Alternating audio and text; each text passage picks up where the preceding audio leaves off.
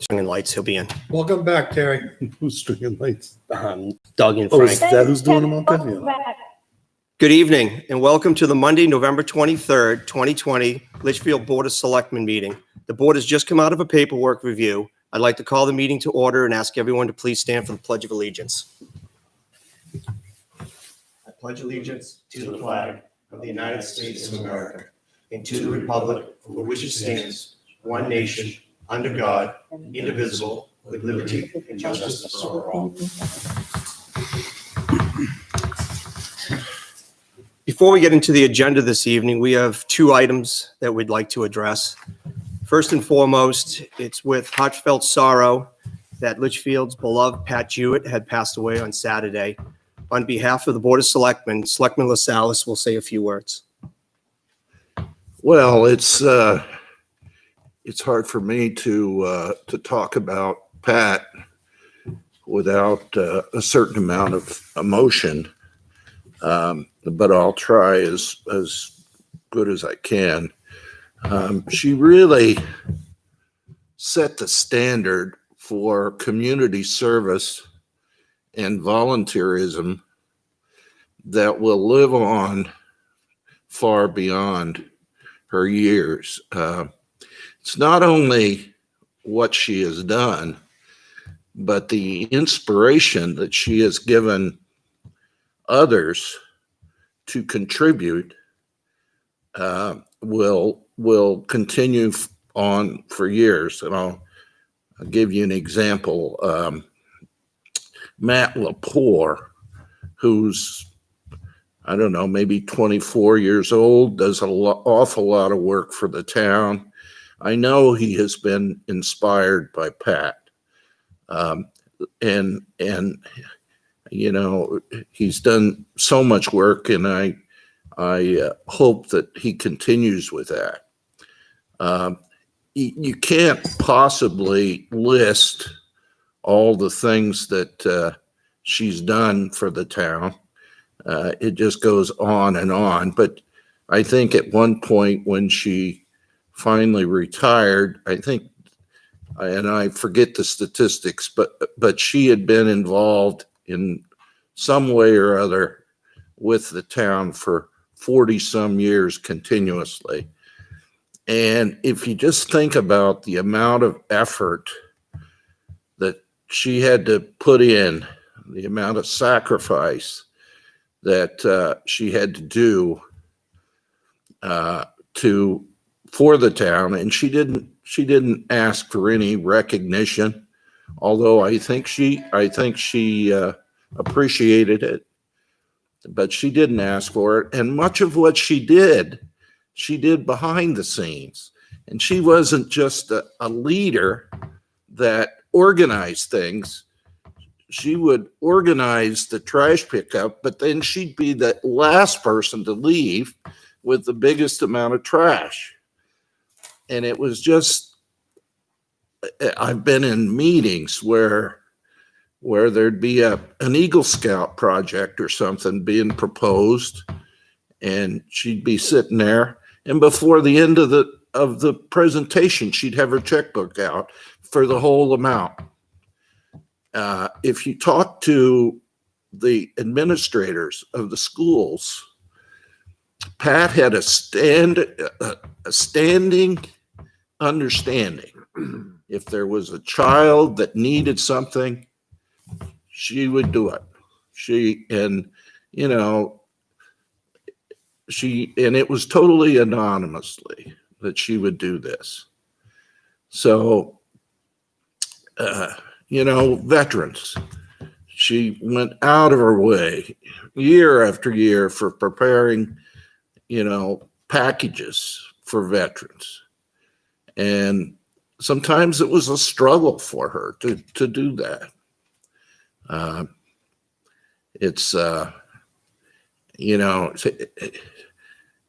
We'll never replace her. And there's one thing that, and I don't know, I didn't notice when I drove in, but I'd like to request, and I'd like to make a motion that all town flags be flown at half-staff until she's buried. And I don't know when that's going to be, but whenever she's interred.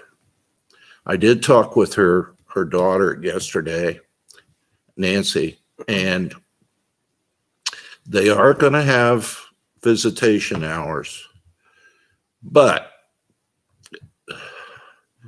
they're really not encouraging people to come. It's just a tough time, we all know, and her funeral will be at the community church, and she's going to be interred at the Hillcrest Cemetery.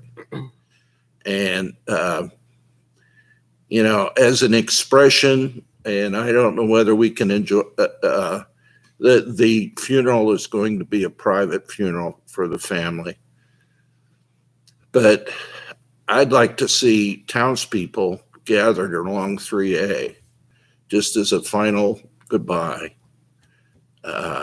when she moves from the church to the cemetery. And again, I don't know when that's going to be. There will be an obituary in the Telegraph, but of course you have to be online to get that. I will post it as soon as I see it. But again,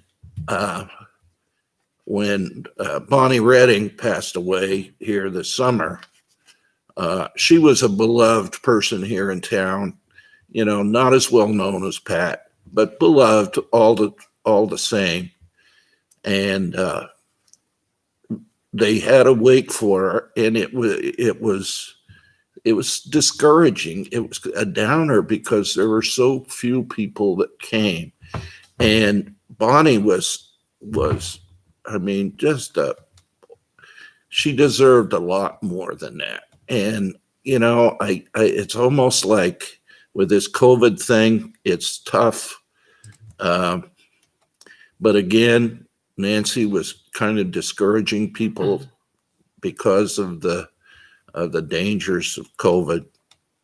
But I just like to request those things if we could, and she'll never be forgotten. That's for sure. She will live on, and I don't know the best way to remember her, but I certainly will in my heart.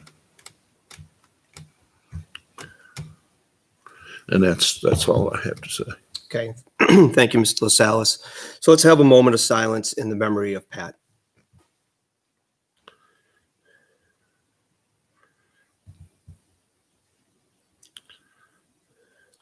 Thank you. I'd like to second the motion by Mr. LaSalle to have all flags flown at half-staff. All those in favor? Aye. All those opposed? All those abstained? Motion carries 5-0-0. The next item we have is effective last Friday at 12:01 a.m. Governor Sununu put in place a mandatory mask mandate. I've asked Chief Sergeant if he would just speak to that mandate for the citizens. Chief, welcome, and the floor is yours. Good evening. Thank you, Mr. Chairman. Thank you, honorable board members. You know, a tough act to follow after honoring Pat Jewett and all her service and great dedication to Litchfield, its residents, its needy, all the departments. And thank you, Mr. LaSalle, for sharing that very thoughtful speech about who Pat was and what she stood for. And I think when you question how we can remember her and move forward, it's to honor those core values that she had. And I know that's what I'll do as a person, as a professional, and as an employee of the town of Litchfield. Moving to this other issue, as Chairman Weber stated, November 20th, a mandatory mask executive order was put into effect by Governor Sununu. And essentially it was that all persons over the age of 5 within the state of New Hampshire shall wear a mask or a cloth face covering over their noses and mouth at any time they are in public spaces, indoors or outdoors, where they are not able to socially distance on the regular feet. Public space includes any part of private or public property that is generally open or accessible to members of the public. So the reason I'm here before you tonight is Saturday morning I was made aware of some behavior at the recycling center, and it bothered me, and I didn't think that it fairly represented who we are as a community, what we stand for, values that Pat Jewett brought forward. I was made aware that there were several residents failing to comply with the governor's executive order. I was made aware that our dedicated town employees were being disrespected. And I was made aware of swearing and profane language directed about. I had the honor to sit on the emergency management team with many of our department heads. Dave is in attendance from the recycling center. And I can tell you that there is a common goal. It's to create a safe working environment for the employees and to create and maintain a safe facility where our residents can safely dispose of their trash and not have to be concerned. And I believe we've been able to establish that because of the great efforts of the department heads, of Dave and his team, through constantly reviewing, reassessing, checks and balances to make sure that what we're doing is right and in the best interest of our residents, our outstanding residents. And I know no one's naive to this. The CDC reports that COVID-19 is commonly spread from an infected person through respiratory droplets. These droplets are produced when an infected person coughs, sneezes, or talks. And it's also common, as we know, that this type of interaction between people is within 6 feet of each other. So as we know, they put out some suggestions as to how to avoid becoming infected. One of those is to cover your mouth and nose with a cloth face covering when you're around other people. The town's gone through great measures to supply our workers with PPE equipment. We've done our part. And I guess what I would share with any townsperson who's listening, someone who will hear this later or would like to speak with me, I'm asking you to follow one of the things that I tell our police officers. Please do what's right and take the high road. We're at a point here where we can make a difference. And I don't know the perfect solution to this, but I think good discussion, never getting disrespectful, knowing that your employees down at the recycling center are there to keep it open so you can get rid of your trash. They're doing a great job. I think the town's doing a great job. The only other thing I would share is in response to this, it was concerning because it seemed like there was some animosity, and it's been a long COVID battle. And again, not knowing when the end is near, I understand we're tired. We'd like things to go back to, what we knew as normal. The police department had their patrol officer stop by and just make a general presence, just to see if it would ease the tension. And the report I had back from 3 different officers, minus one very disrespectful experience, was that our townspeople were wearing masks. In fact, there was one incident where a gentleman got out of his car and the officer was going to just go remind him of the responsibility to wear a mask for the governor's order. And his wife started in and said, "You forgot your mask," and really let him have it. And then he didn't realize he had done it. So you could see there's a great effort. There's a great effort by our townspeople to keep us safe. And I'm asking those of you who go to the transfer station to know that you'll see us. Please wave, please say hi. We'll socially distance, and we'll do it with masks on. Thank you, Mr. Chairman. Thank you, board members. Thank you, Chief. We greatly appreciate it.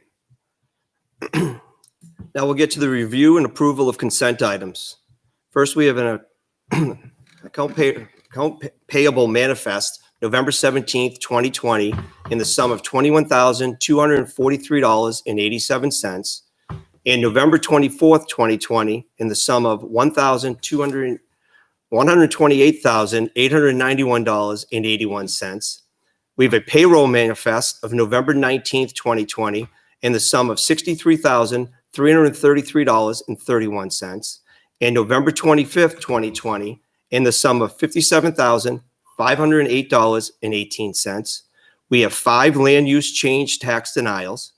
We have a supplement tax warrant in the sum of $808. We have the town clerk, tax collector, and treasurer's reconciliation for October. Are there any items members would like to have removed from consent? The question would be, what was the land use change tax denials? I believe that those, all 5 of those are a dispute between assessing and the development down at Weatherstone. So those house lots that came out Okay, down there. okay. They're in the green book. Do we have a motion to approve consent items? Make a motion. We have a motion by Mr. Pinciero. I'll second it. We have second by Mr. Lynch. All those in favor? Aye. All those opposed? All those abstained? Motion carries 5-0-0. Mr. Chairman, Yes. before we move on, while the chief is still here, I just wondered if some signage might be in order for the recycling center.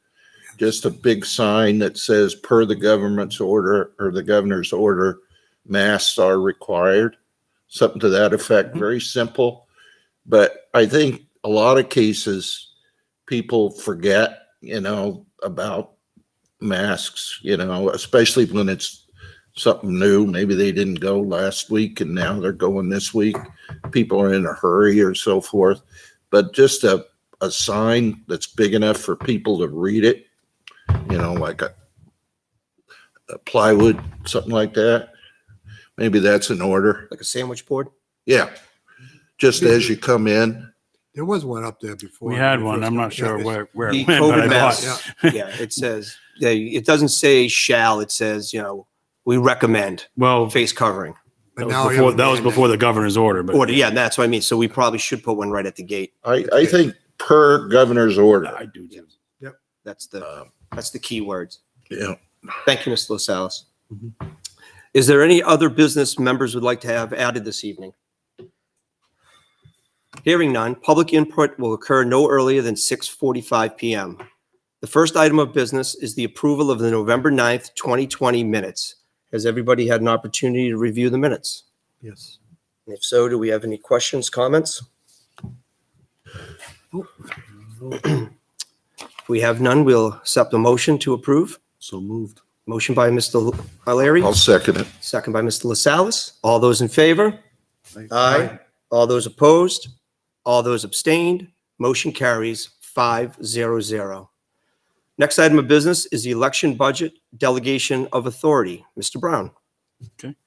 The subject matter was tabled from our last meeting, and just as a quick recap, this is before you this evening. As you know, we just went through some pretty difficult elections. Many people were involved in making decisions on equipment and supplies needed. And it was brought to our attention that probably it's a good time to just reaffirm who exactly is the person that's ultimately in charge of the election budget that we have in our operating budget. Just to make sure there was one person in charge overseeing the bottom line, making the final decisions on purchases. And I think over time that, there's been a team effort when there's been a moderator, and I think the supervisor of the checklist at one point in time I learned had a little bit of a role in it.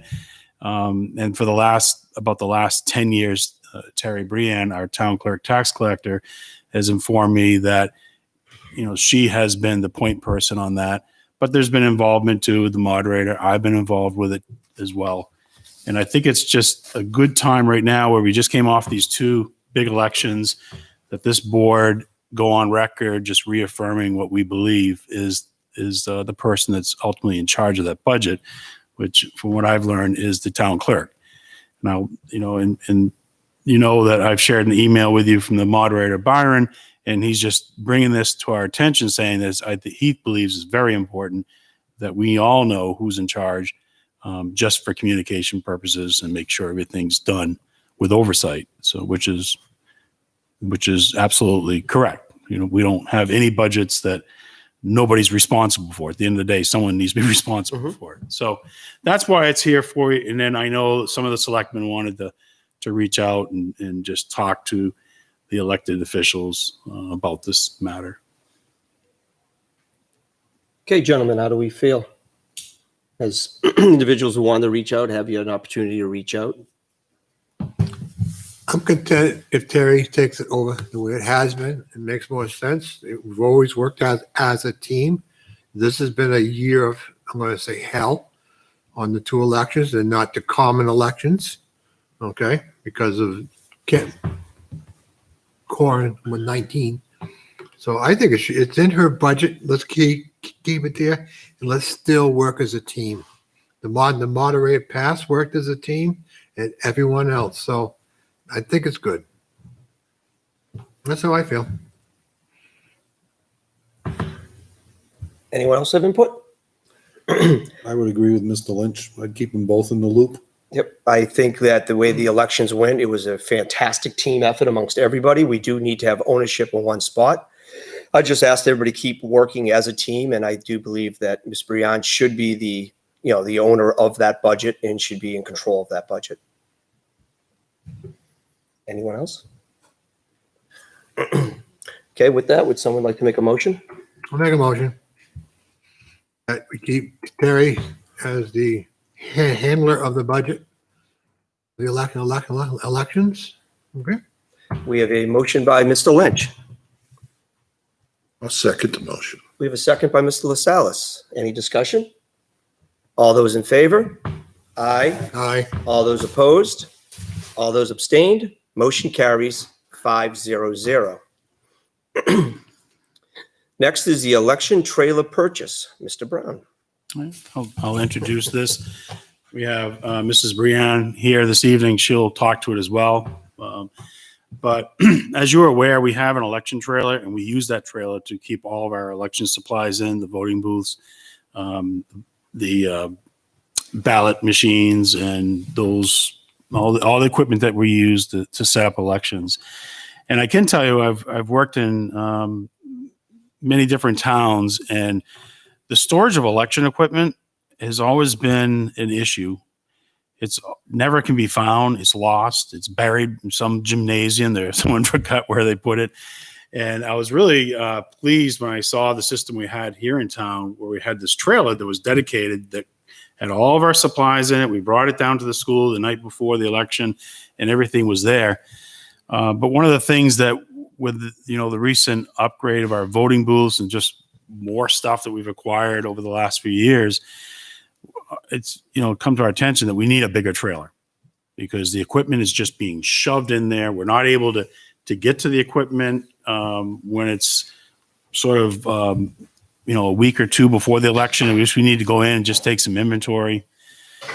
So Terry had been talking to me about how the fire department's trailer worked out so well at the election. In fact, the AG's office had commented about how he'd use it as an example to the rest of the state.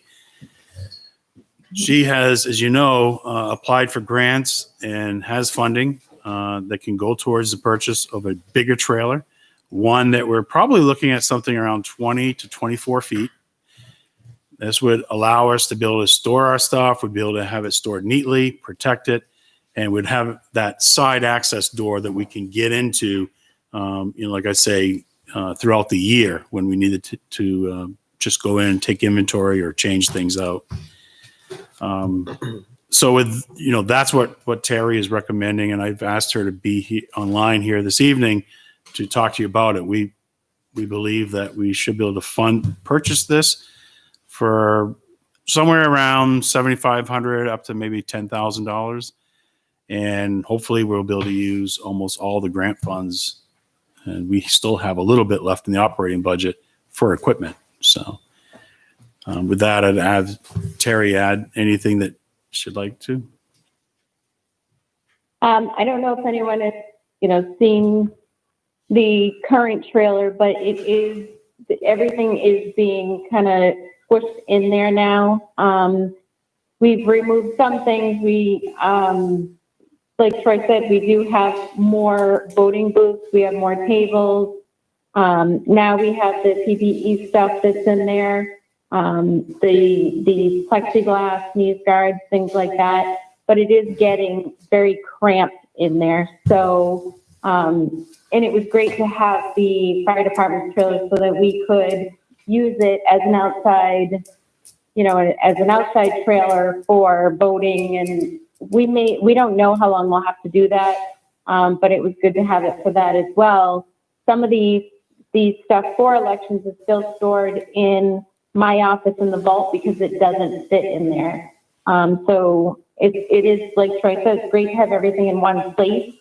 It's easy access to just bring it, the highway department brings it, they drop it off to the school, we unload it, we set up. When the election's done, we put everything back in the trailer and it goes back to the old fire station and it gets parked there. And it's been great rather than having, things just everywhere. It used to be years ago, when I started, everything used to be stored at the school in a storage closet there, but they don't allow us to store it there. So it was good that when we got this other trailer, it was a great deal. It was a used trailer and it worked out perfectly, but since then we've grown. We are gonna have to, at some point, because we keep growing, we're gonna have to, at some point, buy more booths and they're just not gonna fit in there. So with this grant money, we were discussing it and we thought that this would be a great opportunity. It doesn't cost the town too much because it'll come out of grant money. It will also be used, in the process. For now, it'll be used for, the emergency, the outside area or whatever we need to do for elections in March. Okay, thank you. Gentlemen, what do we think? Thank you. Is the trailer considered secure storage? We can lock it. We can lock the trailer, and plus it's also stored inside the old fire station, so it's secured there. So as it's a well. double level. It's a double there. level, yes. Okay. Yeah. Are we trading in the old trailer, or can the old trailer be used by another department? We were thinking of letting another department use it. I don't think that, the town's going to benefit too much from trading it in. I think that the town would be better off letting another department use it that can, Troy and I have been discussing different departments that can really benefit from using that trailer. That's up to the board, but I think if another department used it, it'd be another benefit to the town. Plus, since the funding is coming out of grant money, I mean, that'd be like pouring money down the drain there if we traded it in, if we can use it. I think it could use it Right. with the rec department and stuff like that already, because they have a lot of outside storage or that shed's full. Really had a number of holes in the roof that we repaired with fiberglass. Yep. I don't know how well it held up. I mean, I'm sure it's held up over the years, but Yep. In the current trailer, you're saying? yeah, in the one we have currently. And I know this times conservation's trying to get equipment down to go do work, so it might be a good way for him to haul stuff around. So it could be a good general use of a trailer for the whole town. Definitely. Conservation uses that shed out there now that we have. Mhm. It's just stuff, this could be the equipment for them to move it in every job site they're going to. Yeah, that big weed whacker they have, and Yep. that type of thing they could haul around on. In fact, Yep. I used to use it to And brush hog. brush hogs. And I think it's a great utilization of the grant funds too, to get the think new so. trailer. My questions would be, is it going to be large enough to fit everything? Right. Plus anything else that we might need in the future, so that we're not looking to buy another one in 5 years if the town keeps growing at this pace? And secondly, who's going to move the trailer? Do we have someone who's capable of moving it? Highway can move it with the equipment that they have, the trucks and stuff. Okay. The fire department with theirs. Is it big enough, Terry? The current one, I believe, is a 16-foot, so we were looking to do, like Troy said, 20 to 24. And I think that would be great that would last quite a while, Okay. unless we have like 30,000 people in town. Plus, hopefully, we're not. How much of the stuff that we're putting in there is COVID related? A lot now. Not very much. A lot of the plexiglass sneeze guards are in there. The hand sanitizer, which we still use at regular elections. Other than that, I mean, there isn't too much in there. We have those mats and stuff that, boxes of those placemat things. But it doesn't take up a lot of room. Right. Yeah. I think that, we have 2 election boxes that go in there.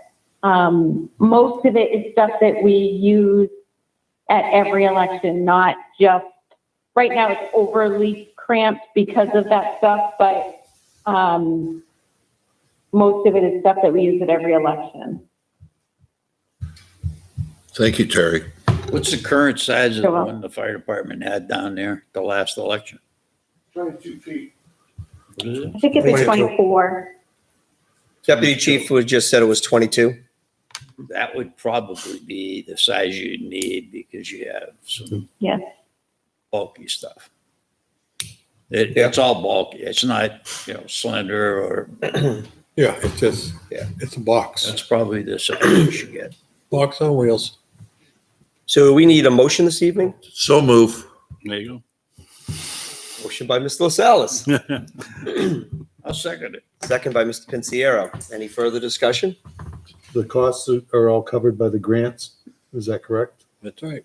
Okay. So we have We grant determined the funds. size yet, or are we? But they agreeing? said within 21 to 24 feet is what they were looking at. Yeah, we have grant 7 to funds, 9,000. and 7 to 9,000. we have about $2,700, I think, left for election equipment in the operating budget. So Okay, good. Okay. So it's covered. Okay. So all those in favor? Aye. Aye. All those opposed? All those abstained? Motion carries 500. Thank you for joining us, Terry, and thank you for all your hard work. Thank you. Have a good evening. You too. Be well. You know this one? Thank you. That trailer was used when we bought it. yeah. It was 4 years old then, so. So the next item we have is the tanker truck purchase. Mr. Brown. As we know, we're getting down to the wire here on finalizing the warrant articles for 2021. We had a little discussion at the last meeting about the fire tanker truck, and I believe the board had asked to have fire department personnel come in and talk about the tanker truck. This board had previously decided that they would remove that article, but we wanted to bring it back one more time to the board as we get close to finalizing the warrant. The fire department has had a committee together that's been looking into the tanker. They've worked with our CIP committee, and they've recently learned about some new things that are happening out there in the fire equipment ordering world and financing, which actually could be very beneficial to this town as far as financial impact on how we go about trying to order one of these tankers and pay for it over a leasing type process. So we have Chief Reitzel here and Deputy Chief Nickel here, and they're behind me. Yeah, I'm blocking you. Welcome, started. Chief and Deputy Chief. Thank you. Thank you for Mr. joining Chair. us. So obviously, we've been in the process of looking at new apparatus with multiple vendors. Deputy Chief Nickel has been heading the truck apparatus committee, which consists of himself as the administrative rep and chair of the committee, and then a representative from each of the 4 companies, so that the entire department has input. We've talked about, and I think we did quite a presentation for the CIP committee, but I don't think we really probably had the opportunity to present that all to you folks. So we're gonna, if we can, do a little bit of that tonight and so forth. But our proposal is to replace the current tanker truck with an engine with a little extra water than typical. Typically, an engine carries, in a community like Litchfield, 1,000 to 1,250 gallons. We're looking at adding a little more water to that so that in the areas we don't have hydrants, because even with all the hydrants we have and have been added as late as a week or so ago, we still have some cul-de-sacs and some stretches of particularly CBH that are outside of the 1,000-foot spacing that we typically see. So we don't necessarily need a full-blown tanker anymore because we are about 90 to 95% covered by hydrants. But we still have some areas that we do need a little bit more water than a typical engine carries. So, and the other side of that is we're looking into whether or not this dual purpose truck, if you will, engine tank with a little extra water will actually be able to replace 2 trucks.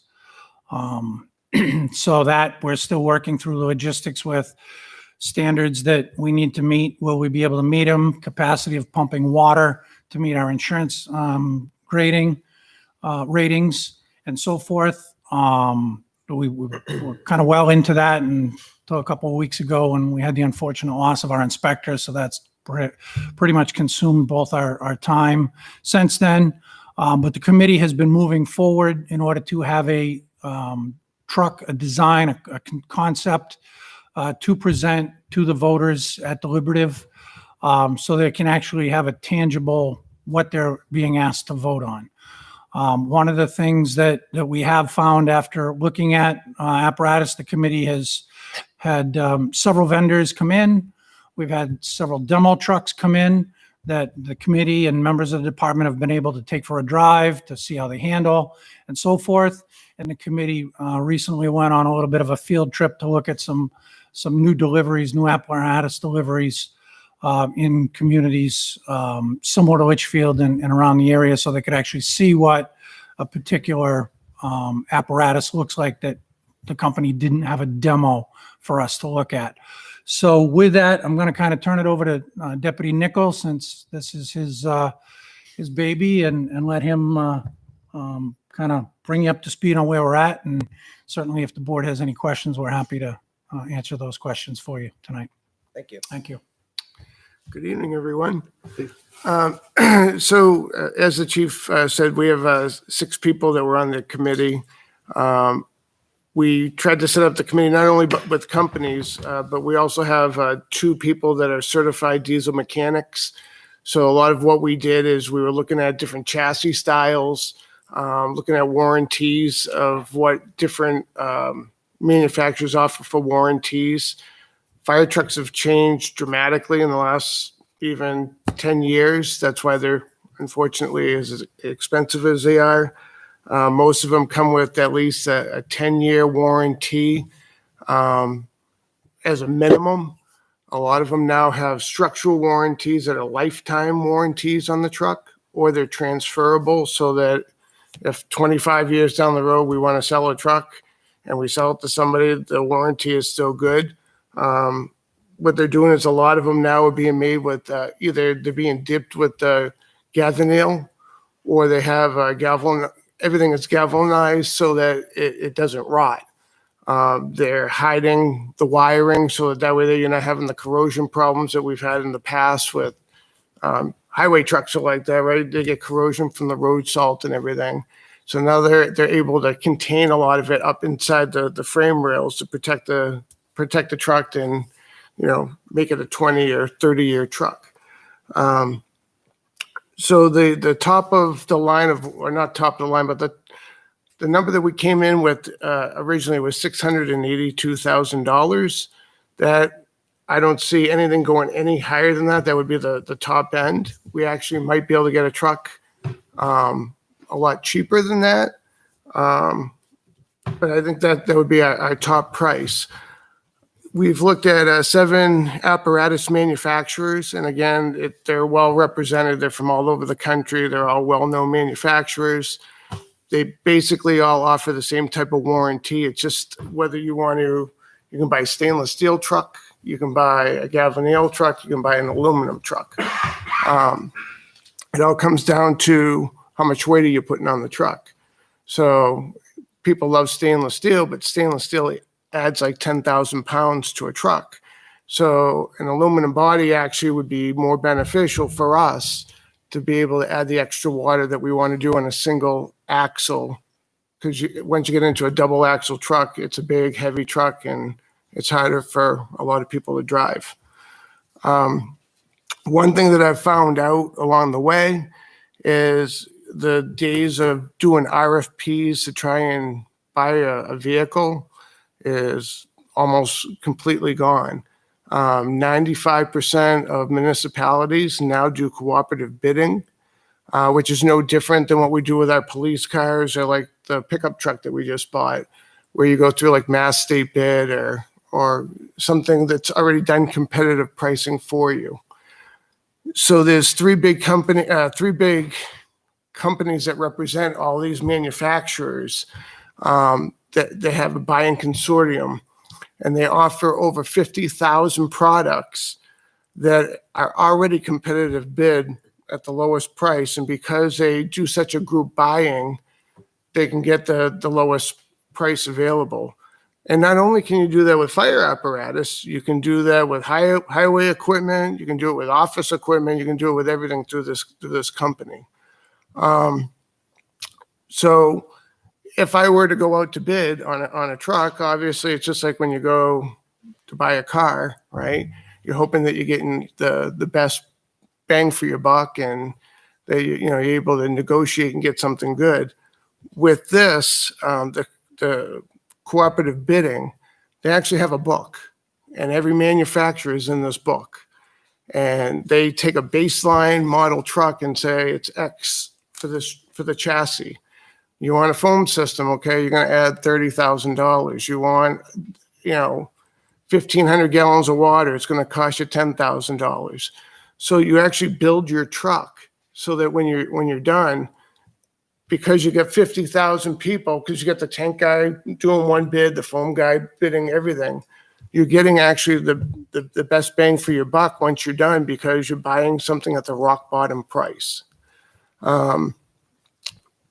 What I'm also finding out is because of COVID, there's a lot of deals that manufacturers are willing to make in order to try and get the municipalities to still buy fire trucks, right? Because right now, a lot of people aren't buying things. So it takes on average 10 to 12 months to build a fire truck from the time that we sign the papers on it. So if we were in March to be successful and go forward with a truck, it would take at least until 2022 before a truck would be ready. What a couple of manufacturers are offering is they're offering a 1-year deferred payment on top of that, so that basically the town could order a truck. They could and not take delivery a year from now, but not make a payment for a following year. So the first payment wouldn't be due until like July of 2023. And then the other thing that they're talking about is because of the economy and because of COVID, interest rates are at a rock bottom price. So right now I've been quoted 2.57% and 2.78%, depending on if you go with a 7-year or a 10-year lease. And they're saying that these are the lowest they've ever seen the numbers right now for an interest rate. And like they were saying, even if it goes up 0.25%, you're talking about thousands of dollars more that you're going to add on top of the price. So they're saying this is a good time for us to buy because A, we're going to get the lowest, cheapest rates. And number two, we're deferring a payment so that we're not paying for it when we get it. We're getting a little bit extra out of it in order to come up with the money. Let's see. And I guess does anybody have any questions so far? So I guess it's, if it was on the warrant and passed in March, we wouldn't receive the new fire truck until January of 2022. Correct. 10 to 12 months. Right. Yeah, so that would put you somewhere January, February of the following year. So therefore, there'd be no tax impact for next year because we won't have to pay for it until we take receipt upon it. Correct. Okay.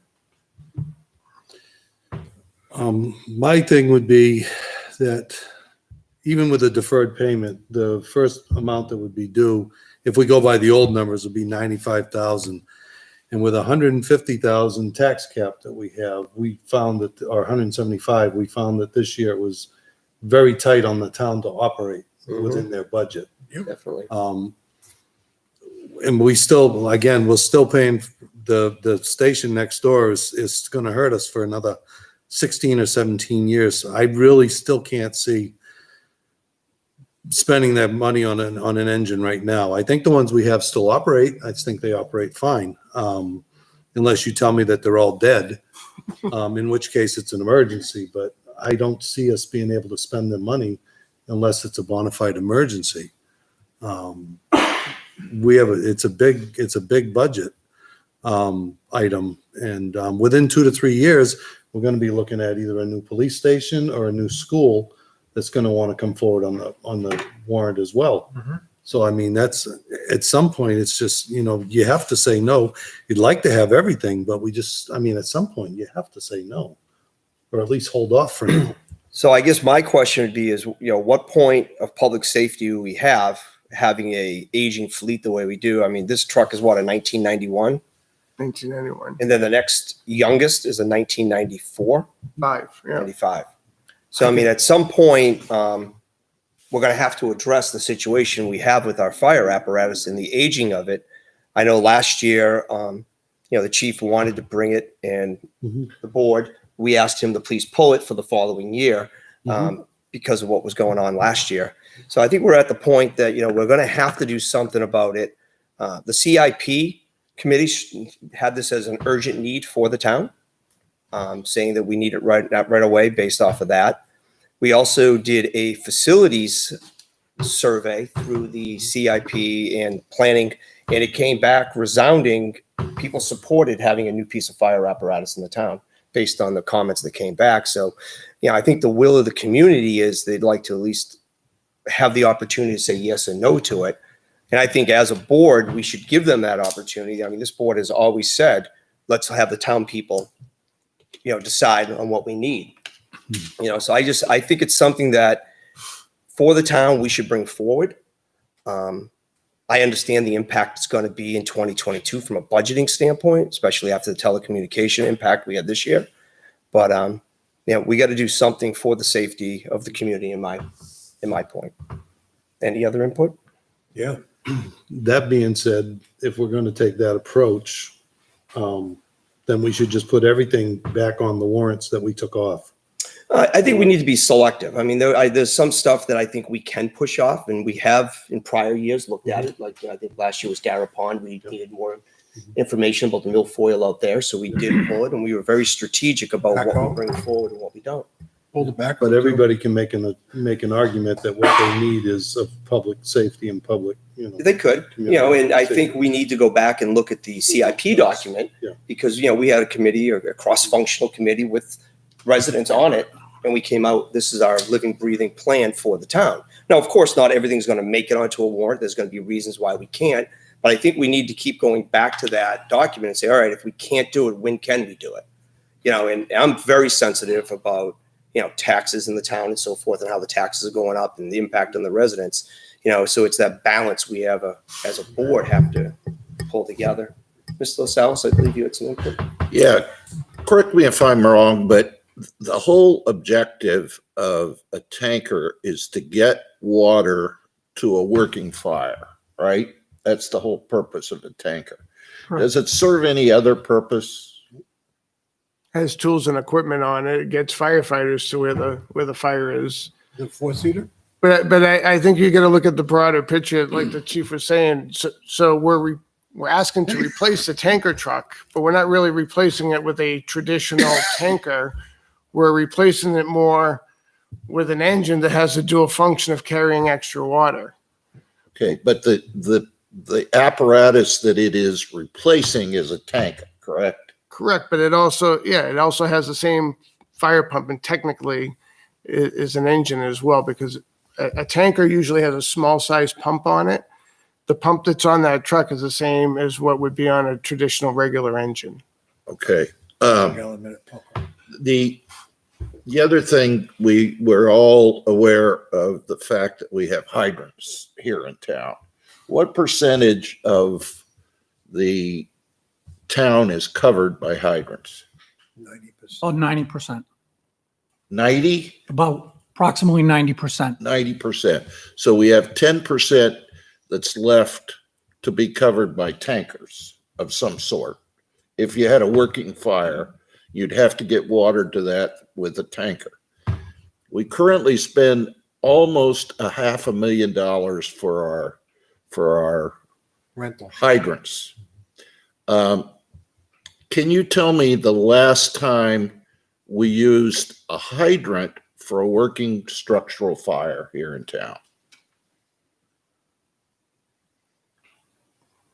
Well, we use them for all the fires that we have. It's just whether we have to lay extra. The fire we had on Brenton Street, we used a hydrant, but it was over 2,000 feet or close to 2,000 feet away, where we had to use additional hose, but ultimately we did use the hydrant. So the problem, Rich, right, is originally when we had Consumers Water Company, they put fire hydrants in the town. Yeah. The town didn't want to pay for fire hydrants. I don't know if anybody remembers that. But they, at whatever wisdom, put fire hydrants in, probably so they could service the water system, right? But there was no rhyme or reason to how those hydrants were put in. So most communities that you go to, they have their planning boards. You have to have a hydrant every 600 feet or however feet they determine. When I first moved to town and I got on the fire department, we had hydrants, but there was no rhyme or reason to how they were put out. Some were 1,000 feet, some were 1,200 feet. And then slowly through past fire chiefs, working with the planning board, we've been able to whittle that down where it was 800 working feet. And now we're at a point where anything new is around 600 feet because streets aren't straight. They curve around, and we only have 1,000 feet of hose on our truck. So they cut it back to 600 feet to try to make it so that we had enough play in our hose to make it between hydrants. But we have areas of town off of Talent Road, Birch Street, and others like that they're well over 1,000 feet. The hydrants on the corner of Talent Road and Birch Street is, mile, 3/4 of a mile up the road. And then you have a T Street off of that. There's no service, no hydrants that service that. We would use the hydrants on Talent, but we'd have to use an awful lot of water and we'd have to relay pump in order to get water up there. Why wouldn't you use a tanker in that case? You could use a tanker as well. It depends on what you have. Sometimes you need multiple sources for water when you have a fire. So sometimes we run off of a hydrant system and we augment it with a second water supply, basically using tankers. Or can you draft still? There's nowhere really to draft in town anymore. Really? Not this year. Not this year, there isn't. Exception But there's exception to the rule. But even at that, there's very, very few sites, and we have no cisterns. But I think, Okay. to go back to your original question, Ms. Lasalle, whether the hydrant's within 500 feet of a building, or we still use the hydrant to fill the tanker, to shuttle the water to a portable tank that we'd pump out of for the fire. But our whole proposal to replace the tanker with an engine was, again, the current tanker has seating for two. The new truck would have seating for no less than four. It would be much more in line with the other engines that we have, but it would have the extra water to serve that additional role. Because we've gone from roughly 60% of coverage to 90%. So we've reduced that need for a true tanker. This is why we're proposing this. And the ultimate goal is to potentially reduce the size of the fleet by basically buying an engine, what most of the manufacturers are calling a big water engine, meaning it's a standard Class A engine, meeting the standards for a Class A fire apparatus with some extra water, roughly 500 gallons or so of 800 gallons of extra water. Again, I think if I can kind of come back to the original, yes, we do have a bond payment on the station for a number of years coming forward. We've put off replacing this truck for about as long as I've been here.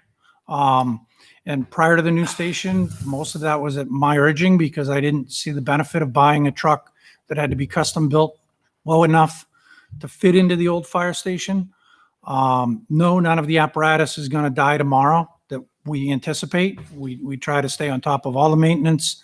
But if we truly wait until a truck does get to the point where it's not worth putting the money into, we're 10 months to a year from getting a truck to replace that.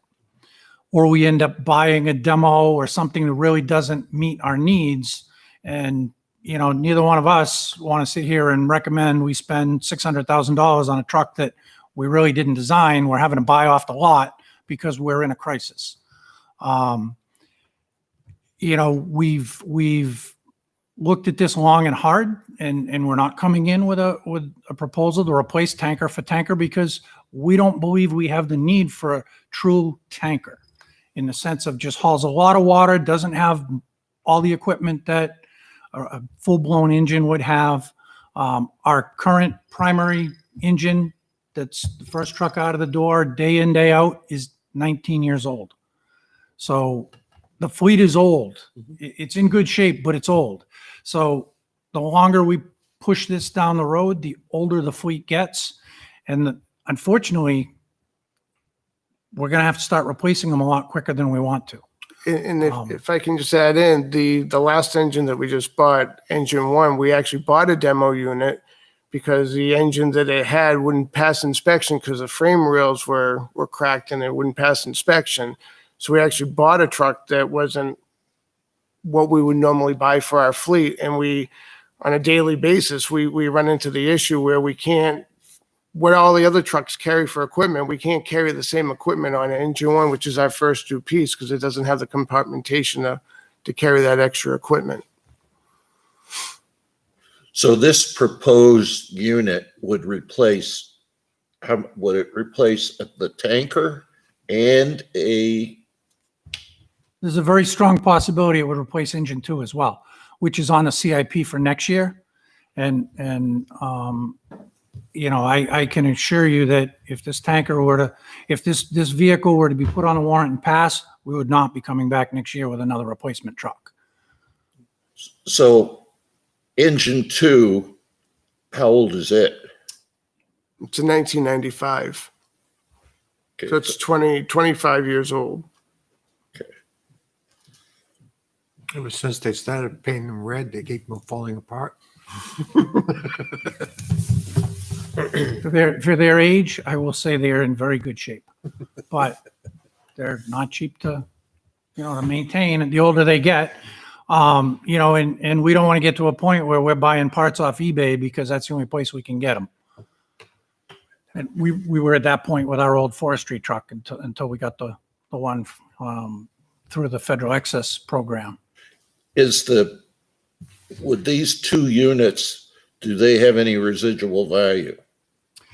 Actually, in speaking with the vendor that gave us the original price to start this process, the tanker would probably fetch a little more money than the engines, but a standard engine like we have 1,000 gallons of water, 1,500 gallon pump, there's not a high demand for them, especially that old. If it were 10 or 15 years old, there probably would be a resale market value for it, but not 25, 30 years old. Tankers are a little bit different because there's smaller communities across the country that would, gladly take a tanker of that age because they may only use it once or twice a year. So there was a little better resale value on the tanker. What's the brand on the engine? So the brand, Brand on the engine, like American LaFrance or? so the tanker we're proposing replacing is a Mack cabin chassis with a 3D KME. Thank you. KME body. So basically, Mack made the cabin chassis, shipped it off to Kovach Mobile Equipment, and they built the fire component on the back of the truck. But the one you would be getting rid of, what are they? Mack KME, and then engine 2 is a Spartan 3D. Spartan 3D. And 3D is no longer in business. Hasn't been for probably 15 years.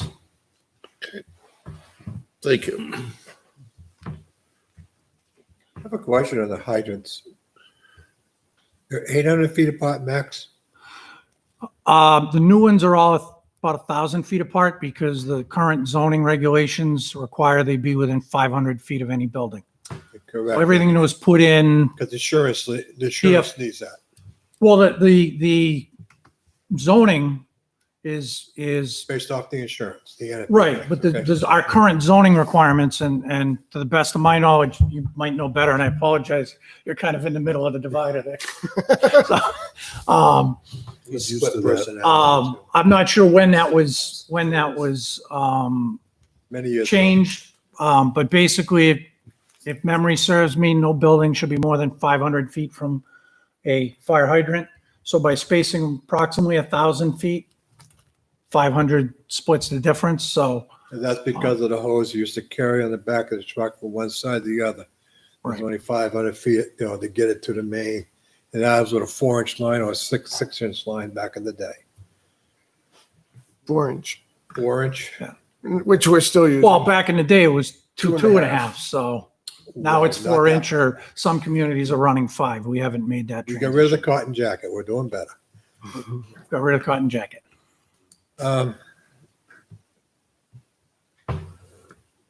Brighton Street fire was, I'm not going to use that as an example of a hose or deserts. That fire is an extremely long driveway too. Right, so the Yeah. So you gotta 500 consider- feet generally is to the driveway. So now you've got to add anywhere from You 50 put a feet pumper to. right there to bring it up to the top, okay? Yep. And you got enough of them to do it with. Well, that's what we did, Kevin. What I'm No, I saying know, I is, know. yeah, we had to get the Yep. two trucks just to lay the hose to get it from the hydrant to the bottom, to the end of the driveway.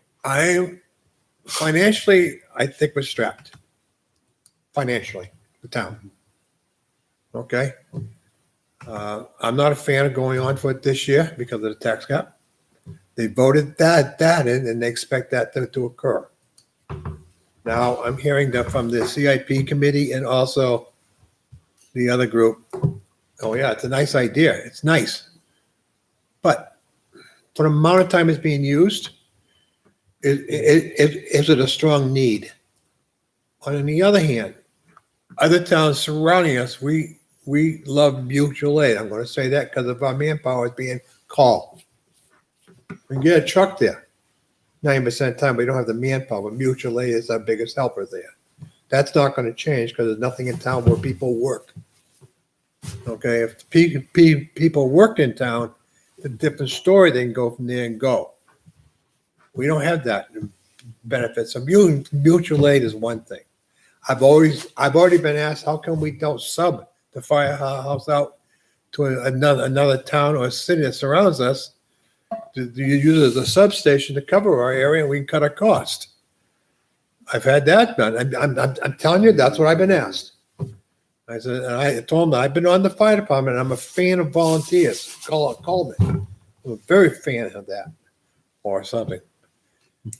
But there comes to a time where you got to draw the line of what you can do, and that's when you get into different fire stations that own 3 or 4 towns. But that's in a rural situation. Litchfield's rural, but not rural. We're caught between the 2 biggest cities in the state, and everybody has to drive through here. Because of the tax cap, it's always nice to have something new. I think you need to look at the fire department as a whole and the amount of calls you get and what the needs are now in relation to the more hydrants we have. And the more that are gonna go into St. Cobain is still dealing with up in here. I understand we got some PFOAs up on Hillcrest here in the backside and some wells, so they gotta look at putting water up towards there. The only other area of town is, I think it's Page. And I'm gonna say from 3A Pinecrest to Wilson, so I'll say that as a number, okay? Snowdrop. Down beyond, Yeah, Beyond that. yeah.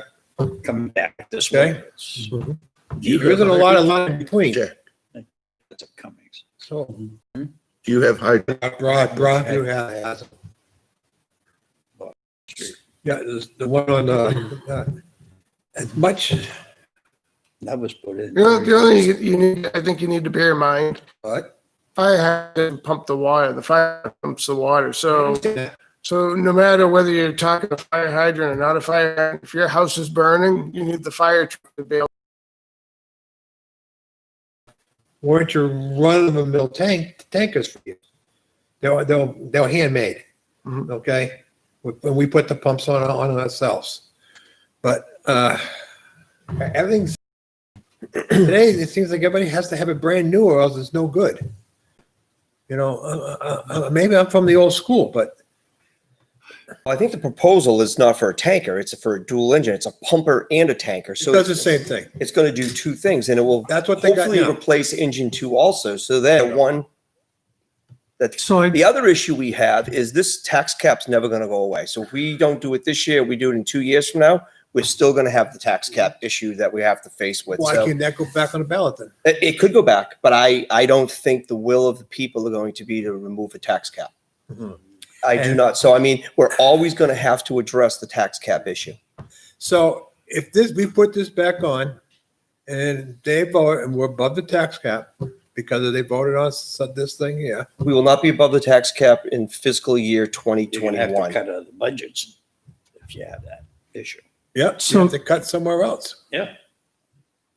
can I just clarify? Chief? So we're talking about replacing the tanker, but we're not replacing it with a tanker. We're replacing it with a primary engine, I understand. which would become the actual what we call first due engine. So it'll be the first truck out of the station on every call, other than a medical, on some medicals. But so we're not looking to replace an old truck that we don't use much. We're looking to take the current 19-year-old truck and move it back one and buy a new truck that will serve that limited need we have for a tanker, but basically be our first due primary everyday engine with modern technology, modern safety features, and so forth. And then take that 19-year-old truck so we can maybe get another 6, 8, 10 years out of it. So I just want to make sure that everybody understands we're not looking to replace it with a truck we're not going to use except for big fires. That's not what this proposal is. This proposal is to take a truck we use very little, even more so now because of hydrants, and adapt the new engine to be able to move a little more water, actually have a little more water on it when it arrives, so we don't have to move it. It gives us a few more minutes to either get mutual aid tankers in if we're in one of those areas that we're outside of a reasonable hose lay, or give us that few extra minutes to get that 1,000 feet, 1,500 feet of hose on the ground and filled with water. So this truck would be the primary truck the department would use on a daily basis. Another question. The truck we're talking about you want to replace, I know it's aged. What's the condition? As far as what? It's condition. Is it ready to fall apart? No, it's in good condition, but it has over almost 300,000 road miles on it between road miles and pump hours. Yeah. Be no different than me driving around a 20-year-old car or whatever. It looks great. It's running okay, but it's a 20-year-old car. I know the feeling. I have a 50-year-old car. We know the feeling, okay? You're talking to guys who've been there. I need to think about it. Well, we don't have a lot of time because we have to submit warrant articles on what date? Is it, Mr. Brown? We got one more meeting. Our first meeting in December, We have to, or we'll go. we have to vote on all warrant articles so we can get them to the budget committee. That's okay. Well, Unless, Bob? Jack, what would be your inclination? Yep. Oh, I don't think it's needed. yet. Well, you look at it in two ways. I mean, you got an older machine that's seen better days, but it's not used often. You're looking at a lot of money. I mean, it's a lot of money, but it's going to be a lot of money anyway, no matter when you go. I think we need some time to talk about it and think about it a little harder. I'm not against it. I just think you really need to. This is one you really got, because you got to convince the people of it. They did a good job in selling the firehouse, and no different than the engines inside it.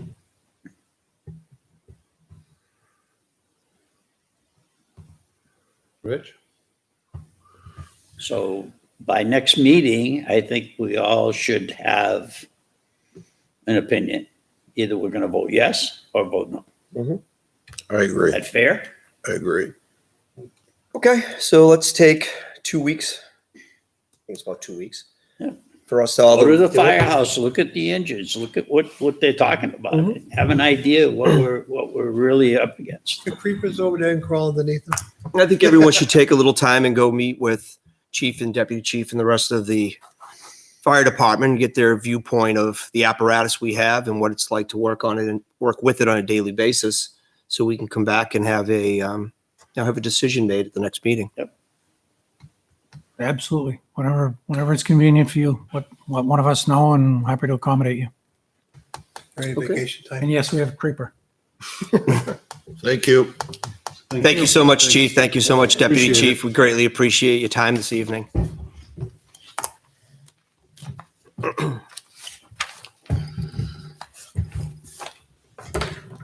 So the next item we have are impact fees.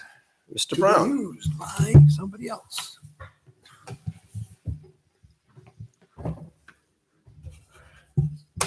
Oh, come on. Okay, so the Recreation Commission has, I know that you've been, Froze you?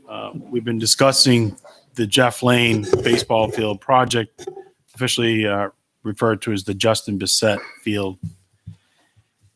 And as you know, they are working with our Air National Guard, trying to do some improvements down to Talon Hall, but also at the same time constructing the parking lot at Jeff Lane, doing the road access to get into that parking lot, some drainage, and also they'd be constructing batting cages. It appears everything is moving forward as planned. The Air National Guard has been out, visited the facilities. They will be, so far, they're very anxious to proceed with this work. As always, when you're working with the Air National Guard, their mission could change and it could be delayed. But at this point in time, one of the things that we need to do is be able to demonstrate that we have the funds and we're ready to proceed so that they can complete the application. We have in our impact fees about where I had notes here. We have $95,000 available in recreation impact fees. The Recreation Commission is asking this evening if the board would vote to approve use of $28,000, up to $28,000 from these impact fees to build that parking lot and the driveway or access road to the facility and the batting cages. You gonna pave it? No, it's going to be a lot like Sawmill. So, Oh, God forbid. but a less course of Are a. you kidding? You got $90,000 there and you're not gonna pave that parking lot? That was what their recommendation is. Good. That's it. I wouldn't vote for $28,000 to be spent anywhere if you're not gonna do something about that parking lot. Period. So So we're I talking, would think that's more important, yeah, we because that can- seems to be the big Well, complaint. you have enough Well, they money would- to do. I would think you would with that. So they wouldn't do it. I mean, I guess you would work with the engineers, you know, to make sure you have the right. get it up to the right base, and then we would hire a company to come and pave it. But I think Mr. Pinciero raises a very good point. Does. This is a residential neighborhood. It's a residential neighborhood. Sawmill is protected by trees and buffered, and we have the rocks, and everyone, I don't know, people It's 50-50 on ridiculous. those rocks. It's ridiculous, the condition of that. But I've seen people On get that out street- of their cars, going to an event and fall flat on their butt. Yep. That's I mean, not right. but on that, And we as a Can I board ask- can allocate what we can I- want to go towards it. can I just say something? And I'm not a fan of putting hot top everywhere, especially when you're doing it on a seasonal location. This is not something that's going to be plowed. It's just like the Access River. You're not gonna plow Dare Pond. No, this ain't for Dara. this is This for is Jeff not for Jeff Derek. Lane. This is Jeff For Lane. Jeff so- Lane. Oh, Jeff Lane. But it's the same. But what? But same But if difference. you think about what Jack just brought up, if you're a resident on that street, Right. and you've got seasonal traffic, so spring you got mud now coming in on Jeff Yep. Lane, and fall maybe mud. I think it's a You very won't get good the point. mud. Not if you You're not use, looking at that much money though. you know, You're not in it for much. if you're not looking, but if you look at the recycle that they used up at the boat ramp and that whole area Or at there, least something like they that. come on the Route 3A or any place else. You're not seeing mud. No, That's great. That's I- that's a I think that's fantastic probably the best material. way to do it would be that. 'Cause Well, then you can don't- do that too. Yeah, and that's not hot top. No, No. It looks, Well, it feels, is. looks and feels like It's just hot dog, ground don't it? hot top. yeah, but It's compacts. It No, It compacts. really is. And you never plow that. And you're not going to plow Jeff. Not Lane. gonna plow that, no. So it So, doesn't matter. no. No, I So, agree. I mean, springtime Mhm. during baseball season, I mean, it's baseball only. Yeah. Not even going to do soccer. Mhm. Yep. So it's springtime, summertime, maybe some fall ball, but you're never going to plow snow. Nope. So something like the river access would work good, you know? We Yeah, could definitely work with that. So what it is the first set of impact fees were used, if you want to see on the screen, were used to construct these two fields. The one on the left is actually a combination 60-foot, 70-foot field, Mhm. and the one on the right is a 60-foot field. So that Those gives are us a both lot of, done, right? was that? They're both done. They're both completely done now. All the fencing's up, backstopping, everything. The concession stand right here in the middle has all been built. Yeah. We took the playground that was over in yellow. We moved it across the street, and now it's a senior at Campbell did it as his project. He put it all back together. So funds were just allocated from a revolving fund that we have for this project. So all the kid cushions in, the landscaping's in, so that's all done. So the ask by rec is to put the parking lot in over here. So you got it in and out. This one between the two is going to have a barrier so nobody can drive into the swell. And the biggest cause for this is people are parking on the road right now, which used to be okay before they raised it for all the hydrants. And now you can't pull off to the side. And when people park on both sides, we can't get fire We rappers. raised down. it because the pond was coming back up again. Well, that's That's the why other. it was raised. And that's the good part. Our well, we get great flow out of that well. Well, it is a great There's a pond at pond one there. time. It was a pond. It was a It was a pond. pond, yeah. So everything is irrigation. The only irrigation that hasn't been done yet is in the common area here because we're waiting to put the access road for ambulance to get up and around the building. So Come up. Mr. Jim Spots in town has been the one working with the Air National Guard out of Pease to get them to come and do this work with no labor cost to us as a community outreach program. Well, where it's not being plowed, then, recycled asphalt would be ideal. Because it's seasonal. Perfect. I think, Jack, I was thinking that when I first saw it, I go, Dara, but I went, no, Dara's another whole, That's another combination. issue, yeah. that's a winter nightmare. thing in that building too. So, and the majority of this has been built with volunteers. Yeah. It's been a lot of work put out there Yeah, from the I vision back in 2016. It's taken a lot longer than we thought it would be, but we have some nice facilities now. And the other good part is down at Corning Fields, another 60-foot field. So if we wanted to have tournaments, we have 3 fields within a We got mile some and a half issues of each that- other. You guys should have addressed on there in Corning where that drainage coming off of back. Winter Circle is running into a little nothing. It's got to be in the cleaned up back there, yeah. We had originally going to put a That was a sand pit. Weren't we gonna put a, Not many people remember that. Can't think of the word. But we And were that's gonna where the do hole something was. there to contain the water. And they couldn't do it for whatever reason. Yeah, they can't back to that corner. I make a motion, we release the Impact. fees. recreation impact fees for the purpose of making the investment in the fields as proposed. I'll second the motion. We have a motion by Mr. LaSalle's. We have a second by Mr. Lynch. Do we have any further discussion? Is this part of the second part of this proposal here, the investigation of the groundskeeper, is that separate from what we're voting on? That's correct. Okay, We're talking about just the work to be done. because that's also part of this. What was that? I didn't see that. He's We reading would the like to top. investigate adding hours to Oh, the that's current sep- custodian groundskeeper. No, It's a that's separate, yeah, it's a separate item? Okay. Yeah. Very well. All those in favor? Aye. All those opposed? All those abstained? Aye. Motion carries 401. Okay. Let me stop sharing. So we'll proceed that way. If for any reason that the recycled asphalt material costs a little bit more, we may have to come back and just ask for additional funds. But as right now, If you can get, we'll let them rework the numbers and maybe, you're not buying gravel, so you're buying recycled well, asphalt. you gotta buy gravel to Yeah. put in there before you Base. put that down. The base is already in there. Then I think it was going to be 3/4 stone they were going to put on top of it.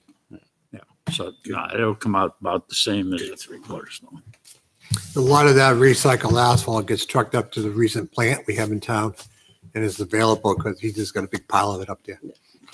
Pile it back, okay, Got the it. north end is really up there. It's huge. The one in London area is even bigger. Okay, the next item we have is health agencies. Mr. Brown. All right. So we Environmentalists. have over the last couple, well, I guess this was our first year. Now we're going into our second year. The health agencies have bounced back and forth over many years, being a special warrant article or being included in the operating budget. I think last year was working with the budget committee. We had a warrant article that basically raised funds and established a committee that would review the amounts being requested by these groups. And we would come forward, make a recommendation to the Board of Selectmen. And if that recommendation is accepted by the Board of Selectmen, that would go on the warrant article to be asked for to the citizens in 2021. It was 2 years ago that we added Started in the this community. process. Yep.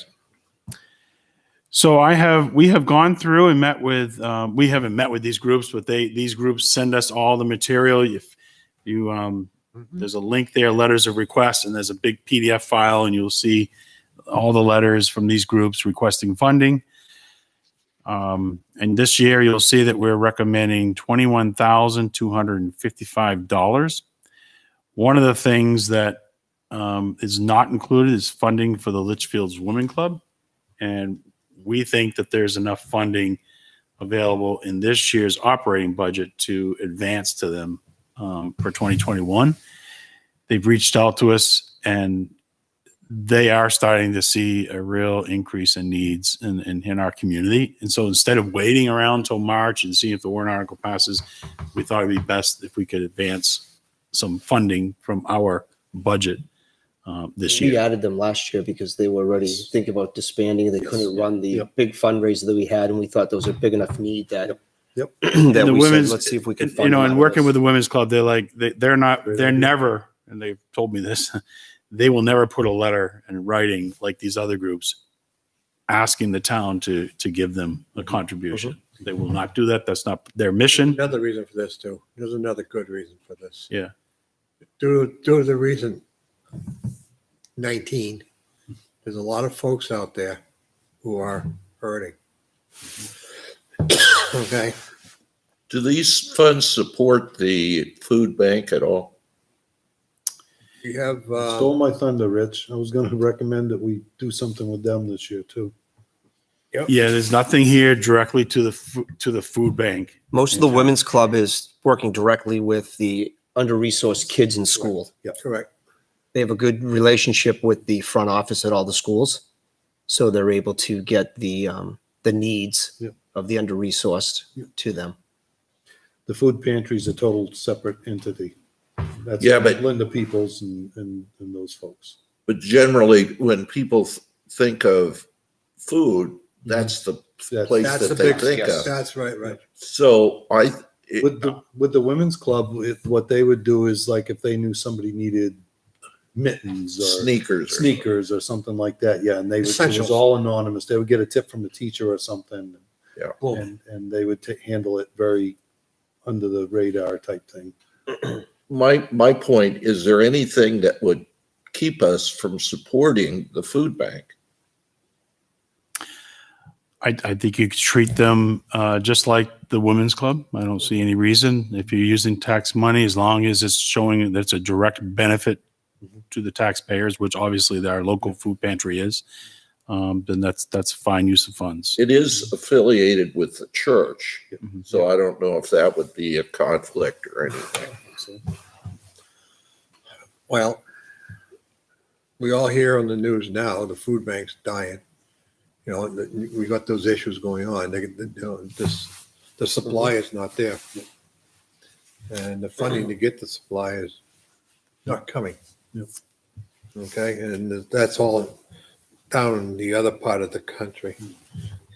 But I think we need to deal with taking care of folks that have issues or they need to get somewhere. And I think that's more important, especially this year. Do you want to bring it back to the committee and look at adding that to the distribution of funds? We could. I mean, I think it's something that this, I could reach out to the food pantry and like I do the women's club. Yep. And maybe it's something we could do instead of waiting for March. Maybe it's something we could do now. Yeah, yeah. I think it's something it's Rich, the food bank is the big thing. Yeah. And there's- Usually when she gets low, she usually will put something on Facebook or something like that, Yeah. saying that they need toiletries or Find them today. certain types of foods or whatever that they're They getting were really passing low. food out the other day. The Boy Scouts did a real They good did. job. They're good Yeah. food They drive did a this real year. big Yep, fundraiser. yep. Fantastic. To share their food. Oh, I think people are pretty benevolent, they understand that there's a need.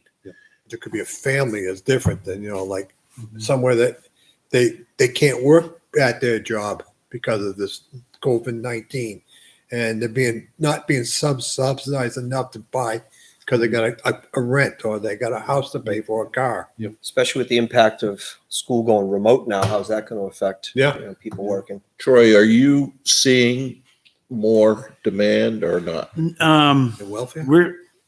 I'm not seeing it yet, but I have knowledge that the local groups in this town, they're working hard. And I think that because they're doing their job and volunteering to do their job, that keeps the activity out of the town office. And that's we started with the women's club last year, and it's a direct benefit. Every single dollar we give them goes directly to a Litchfield resident, whereas some of these groups, they provide services to our town, but it's also to the general area. So the food pantry is another great example where it's going to be direct assistance to our town. I know Meals on Wheels is in town all the time. They went up, and it's And my mother is on it. so I'm all for trying to support these local groups that are doing that kind of work, because it really does. I know it's going to direct aid. It also, I believe the people that are in need are a little bit more comfortable working discreetly with the people that organize or are part of these groups than coming up to the town office and making an appointment to meet with myself or Donna. I just wonder, and I think that, Steve, you brought up a good point, because schools in the springtime, at least, were not in session. We still have probably 25-30% of the kids are not in school. So the food need It's greater. is probably expanded based upon that. Yep. And I don't know whether, if there's any way that we could reach out and say, if there's anybody that's struggling, that we need to know it so we can help you. I think he just did. Yeah. Well, I don't Maybe know. put it on the you town know. webpage or something also. Yep. Post it wherever we can, Facebook, whatever. You gotta spend a little more time here, Troy. I believe Chief Sargent wants to speak to the subject also. Chief, you're still with us? I am, Mr. Chairman, thank you. I did just want to share with the board, our police association is continuously, I believe it's probably the 5th year now, where in early September, we provide the schools with thousands of dollars worth of gift cards to give to those families who could benefit from it. And also around the December and the holiday season, we do another, big donation with gift cards. And actually last year we had the opportunity to learn about families in town and present them with gift cards so that they could have a better season and enjoy. So I want to know if it's out there also this past, I believe it was later September, we made another contribution to the Litchfield Food Pantry because Linda Peoples is just, and everyone who's involved in that is amazing, and it's important for us. If people don't want to put their name out there, I totally understand that, but that we're contributing, and we plan on again at the end of this month, beginning of December. We have more funds from the association, and I'm just a member of the association. This is not my doing. This is all your police officers, your dispatchers, your prosecutor, your administrative assistant, part-time officers. That's something that we do. So please, a lot of times people don't want to tell us the name of someone who truly needs something. If you have to go through the town, if you want to go through me directly, if you want to go through Linda Peoples, that's what we want to do. We want to take care of our residents. So I just wanted to pipe in and let you know this is stuff that we do. We posted it on Facebook. I don't think we did it this year with COVID. With going to the school, we'll normally take a picture with the school administrators. But I mean, thousands of dollars to go out so people can get school supplies, get food, and however they celebrate the holiday season or how they get by. We're giving back to you folks. We're giving back to our community. So I just wanted to let you know that's something that we do, and where it was put out there, it's an other avenue. They can go through Linda. She can reach out to me. We've done a lot with Linda. I've done a lot with Linda personally. So I just want to share that with you folks. Thank you, board members. Thank you. Thanks, Chief, and thanks to the Police Association. It's all their hard work. So I'm just a voting member I'm just one of a lot of great people. So those are your employees. Thank you to all those involved. So you're going to bring this back to your committee and allocate, or how would you like to proceed, Mr. Brown? Really, I'd like to see the board take action on this. Then we'll put it into the warrant article if you're in agreement with it. And then what I'll do is I'll reach out to Mrs. Peoples and see if there's a way that the town can assist through some of our welfare assistance money that we have for this purpose. So, Okay. Yeah. Can I ask who's Family Promise on here? This looks like a new one. Who's that? Family Promise? The Family Promise. Yeah. That is, let me see here. And are we taking this out of unexpended funds? This would be raised and appropriated. It will be a warrant article. Warrant, yeah. How will it affect the tax cap? I hate to ask It that will still question. be, because we had, as we were reviewing the operating budget, Yep. we talked about the union contract in this article. Mhm. So this does not, if you add this cost in and you add the union contract we're going to talk about next, it Mhm. does not exceed the cap. we're still be under the cap. Yep. Okay. Okay. That's a terrible question to ask, but it has to be. No, I Without a know. doubt. Well, that's, I think the budget committee, they knew. Mhm. And that's why when you saw them reduce the budget lower than the tax cap, I knew that they realized that there was going to be some increases that would be presented to them. So Family Promises of Southern New Hampshire is a transitional housing program assisting families who are temporarily experiencing homelessness. They were established in 2004 and they serve families from 31 municipalities in Hillsborough County and 13 municipalities in Western Rockham County, including Litchfield. Their whole purpose is they have a different approach. They're actually in the process right now of building a new facility too, where they're going to actually increase the amount of housing they have. But they'll take in a family and they'll bring them in and help them get a job and get them stable to the point where they're able to leave and go off and rent an apartment and be stable. Okay. And so there's to get into the program, there's a waiting list. You need to demonstrate that you're willing to commit to their rules. And it's an excellent program. I wish there were more rooms, but Yeah. Okay. They've been around for a while. Okay, gentlemen, we have a motion to approve this year's allocations and the recommendation for next year. I'll make a motion that we approve this year. We have a motion by Mr. Lynch, Second it. second by Mr. Larry. Any further discussion? All those in favor? Aye. Aye. All those opposed? All those abstained? Motion carries 5-0-0.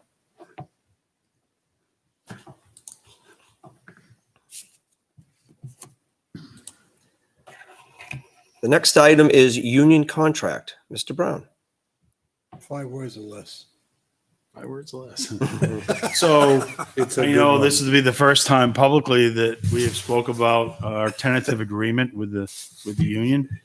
Guys. I'm very, very pleased to inform the board that the union contacted us last week. They have met as a unit and have agreed to the terms and conditions that we both had negotiated.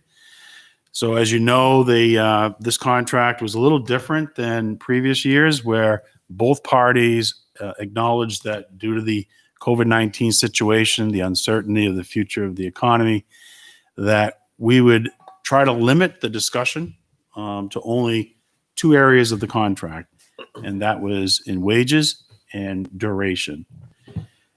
The first year of the contract was something different that I've never seen before, where typically this contract you'd see wages granted either on April 1st or just recently we had a July 1st implementation. Union understanding the tax cap situation of the town and just the overall economy concerns, they actually came forward and agreed that they would have agreed to a wage increase on October 1st, 2021. So the first 3 quarters of the year, they would remain with no adjustment. And that adjustment on October 1st, 2021 would be 3%.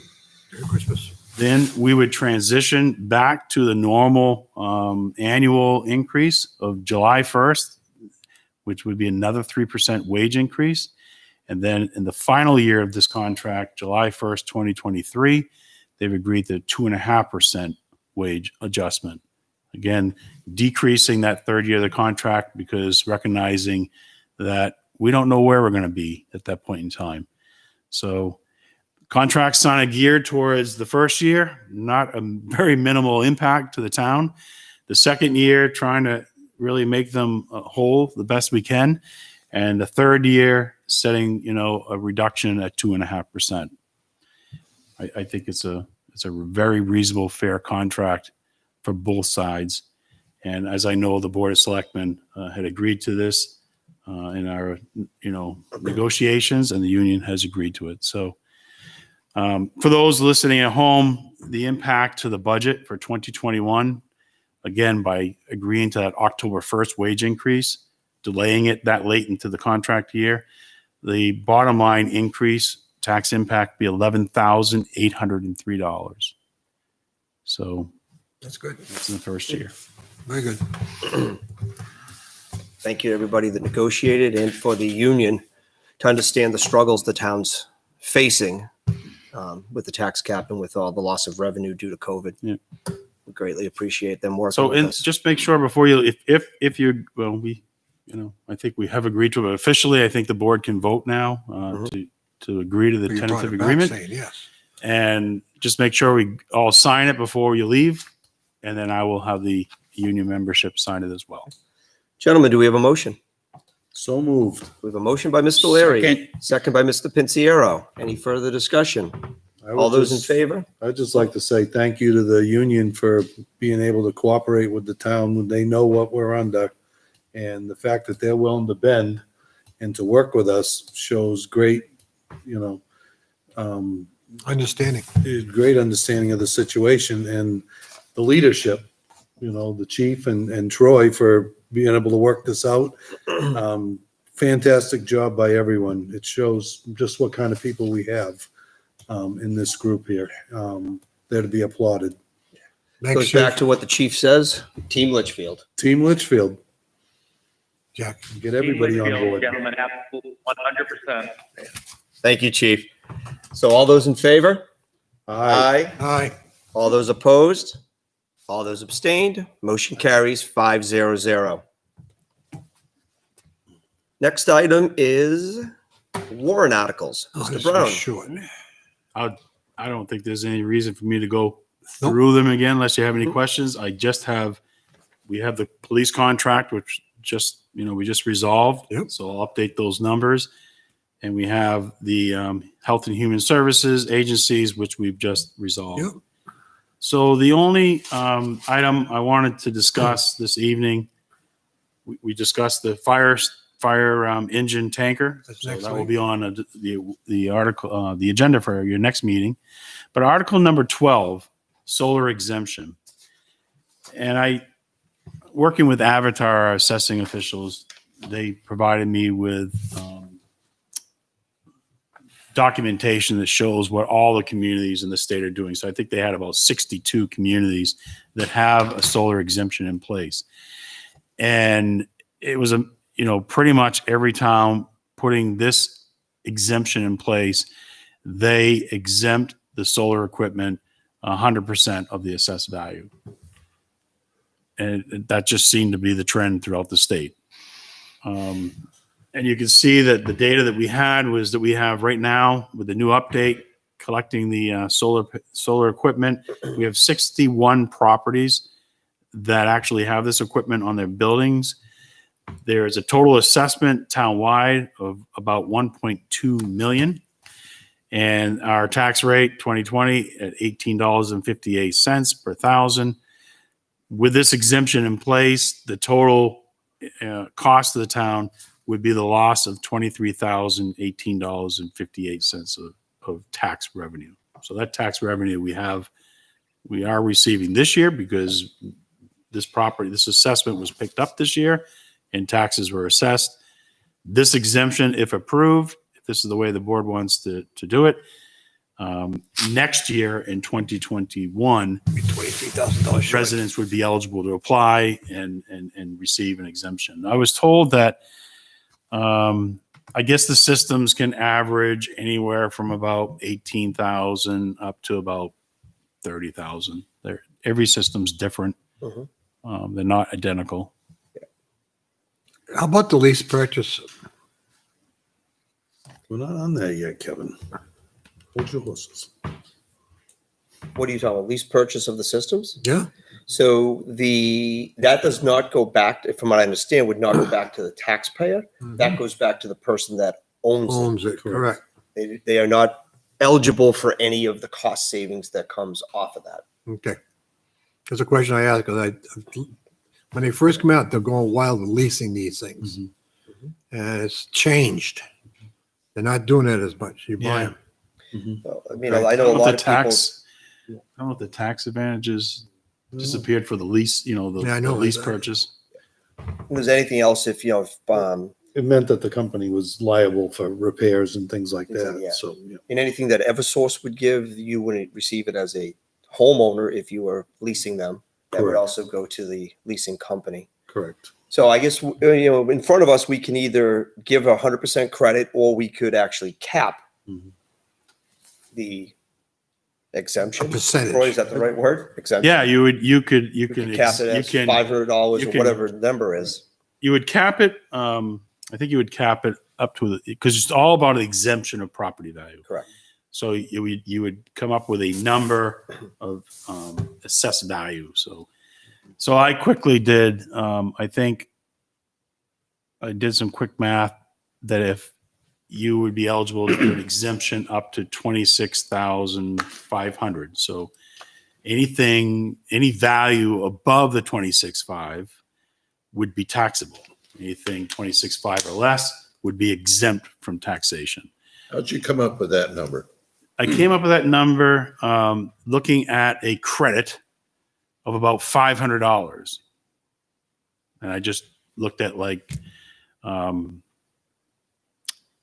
we have the $500 credit for our veterans. Mm-hmm. So I was thinking so basically someone, would get a credit of 500 or less depending on the assessed value. So you just took the tax rate. But worked it backwards into yeah. what the assessed But value would be. talking to our assessors, I think the reason that you're seeing the high percentage of towns picking a flat percentage is for the administration of the program. It's just easier to be able to, exempt 100% or exempt 50% than to have different caps. Yeah, this is a tough one for me. I mean, I live in this world every single day, but so people do solar because they believe in being green. Mhm. There's other people who do it because they want to save money. Mhm. And you get the people who do it for both reasons. I mean, you're putting an asset onto your house, but you want a credit for that asset. And I agree that we should do the right thing, but it's another loss of revenue stream for the town. I'd kind of be comfortable keeping it in line with the veterans credit.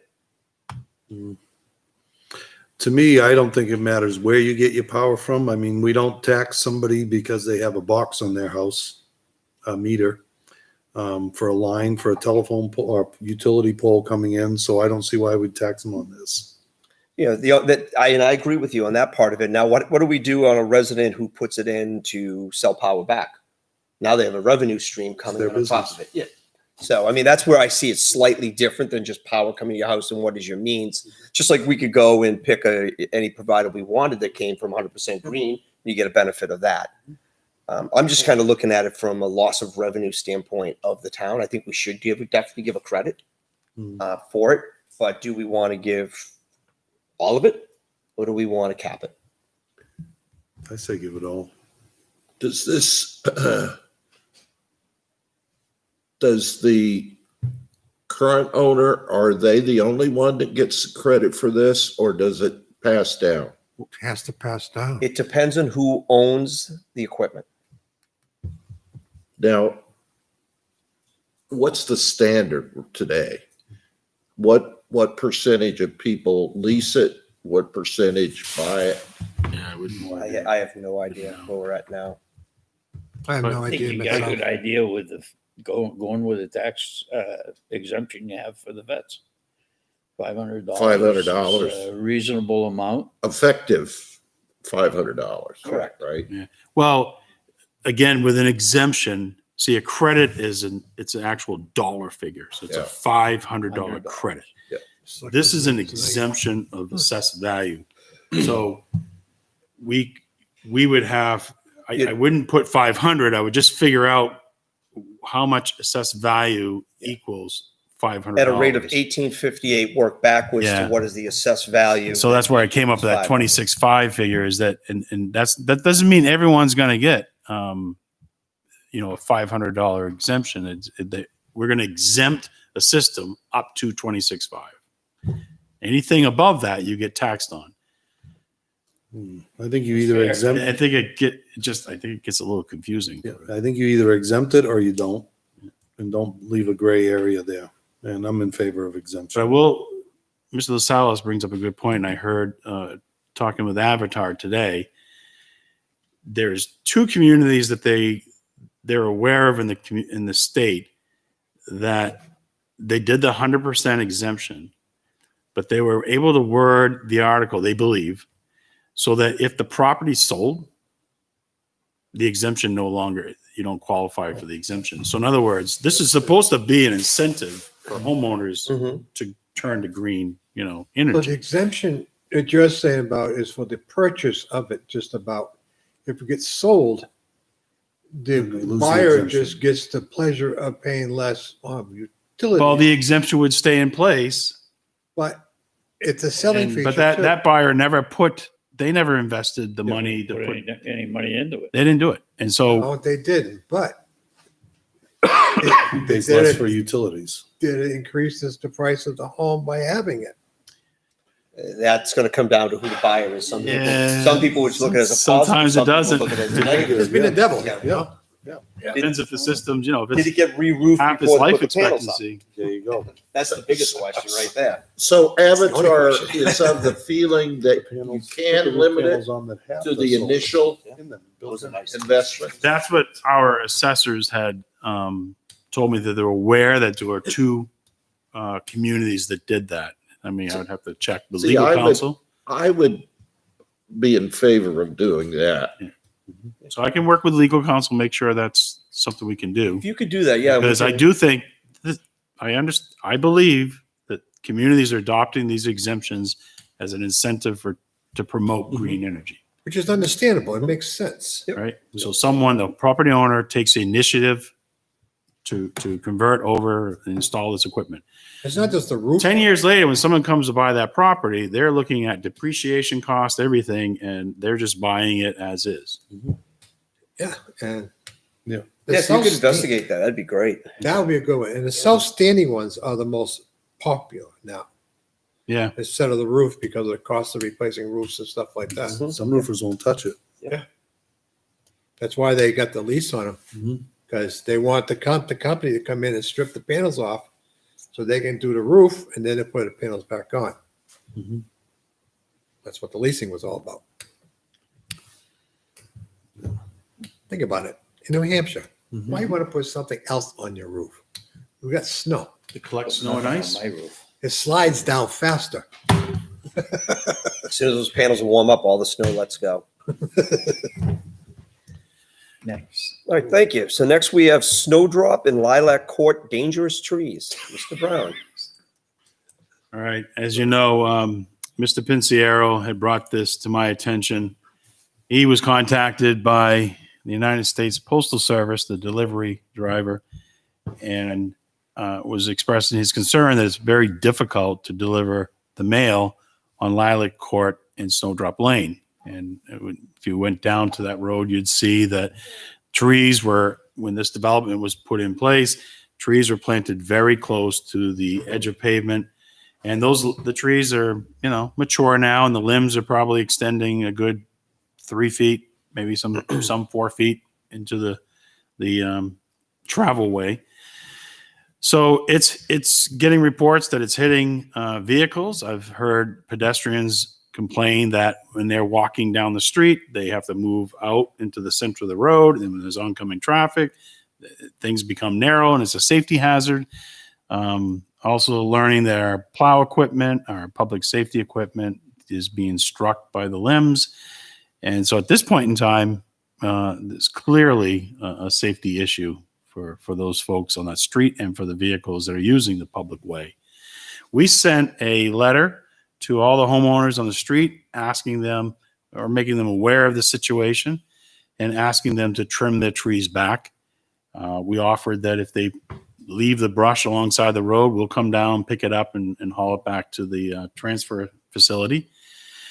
Our road agent was down there today, and he talked to one of the neighbors. Apparently the neighbors are talking, and it sounds like there's a good group of them that are definitely want to trim their own trees. They don't want the town doing it, because they obviously want to trim their own trees, make sure they're done the way they would do it. Mm-hmm. But what I'm asking the board this evening is that you vote to declare these trees dangerous, and that would allow me time to work with the neighbors, and eventually, if we just don't get action, that allows us to to go in and trim these limbs back. Let's hear this one. I met with the fellow that built that.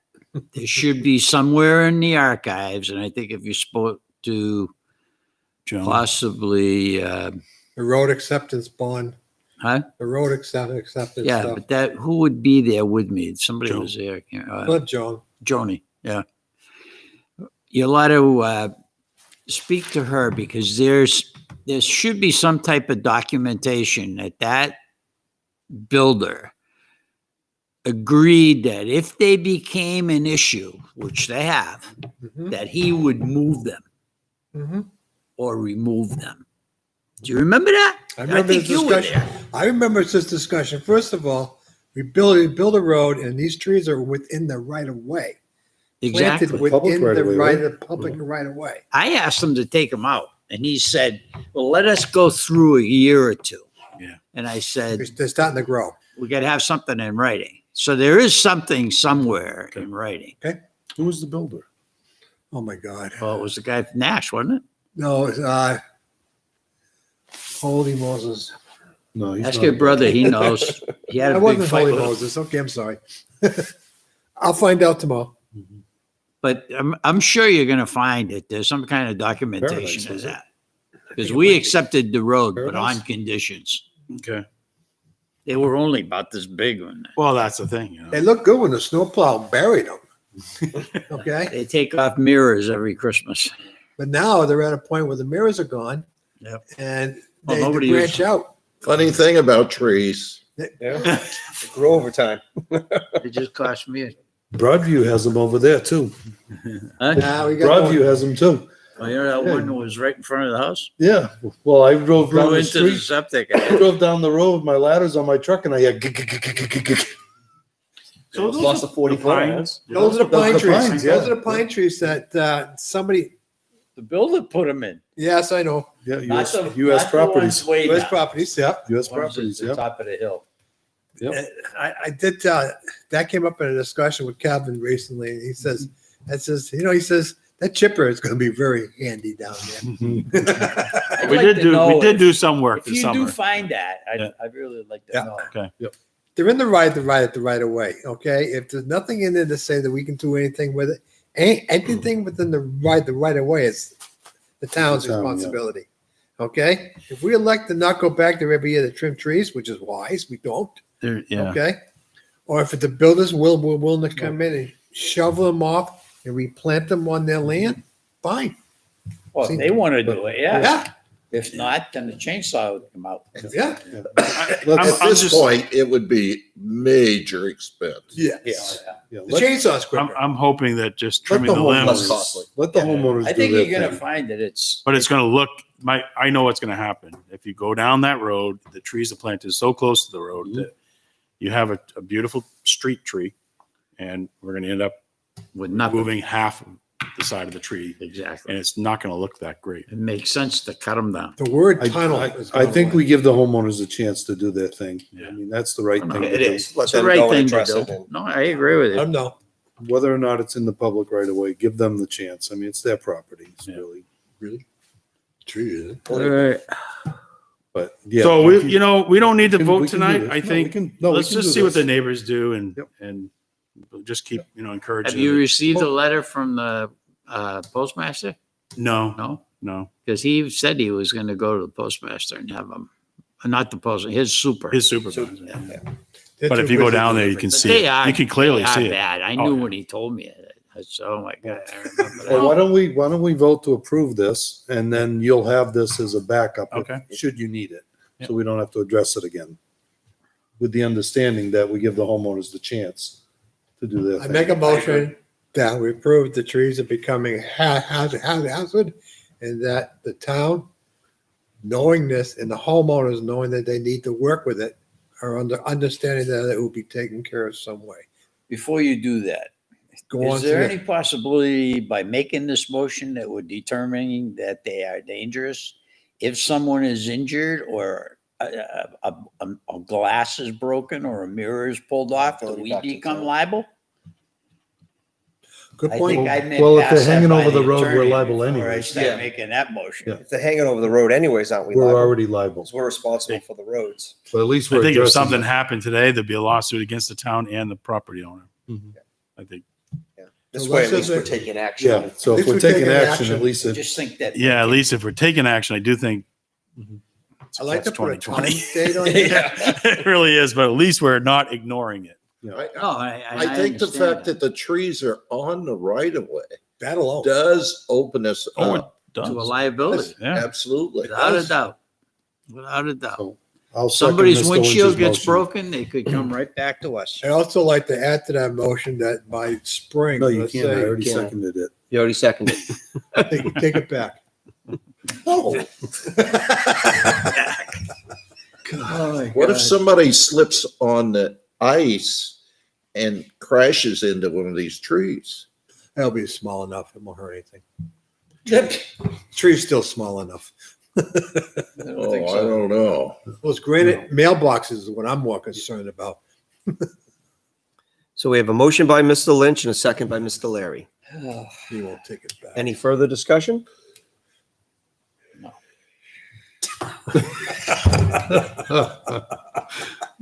All right, I think we're good. Okay. All those in favor? Aye. All those opposed? All those abstained? Motion carries 5-0-0. I just like to know how the hell would they put there in the first place? I wasn't here for that. Same way they were put right across the street. Seeing it's 8:30, I'd like to open it up to public input. Are there any members of the public that would like to provide input this evening? There's a Matthew Sullivan out there. Thank you, Mr. Brunel. Hearing that there are no members of the public wishing to speak, we will close public input. Next item is the Pettichuk Memorandum of Understanding. Mr. Brown. Just before. All right, so I've provided you with a paper copy of this memorandum of understanding. It's written to be between the town of Litchfield and Pennachuck, Pennachuck Water, Pennachuck East Utility specifically. This is specifically geared towards allowing the town to construct one of our communication towers. The construction's really underway as we speak up at the water tower site. And Mr. Brunel and our two-way communications has been working with Pennachuck and, you know, coming to an agreement on the location that we could build the tower, connect the power to the tower, and I think we're going to have a cabinet up there that would host, you know, equipment, and eventually I hope that we have a generator, or there will be a generator at some point in time. So Pennachuck wanted to have an agreement in place, making sure all the parties understand our responsibilities. They, the way that we had to get power to the structure, we had to attach a conduit along the galvanized security fence. If for any reason that fence needs to be moved, relocated, we'll need to bear the cost of relocating our power connection.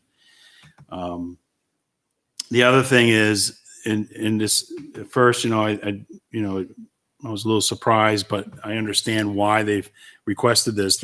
Because they're a utility, they're not allowed to subsidize any other entity. Their ratepayers are very specific. And so one of the things you'll see in here, if one day we need to repair the driveway to the water tower or repave it, that we would share that cost. If you go look at the driveway right now, it's recently been redone, and there's no reason why there's going to be any work done on that driveway for a good 30 years. So it's a hill, water flows downhill, and the drainage swales are all rip-wrapped. It's really constructed well. But at the end of the day, it's not a road, it's a driveway. If we need access to the facility, they're going to plow it. However, if it's 2:00 in the morning and there's a blizzard going on, they're not going to run out and plow it for us. We will have to mobilize our own crew to plow it, get it open so Mr. Burnell and two-way can get up there. So I've had legal counsel. They've gone through this. They've had no issues other than some grammar type issues. And the only thing I got left is just I got to have my insurance company review the insurance pieces of it.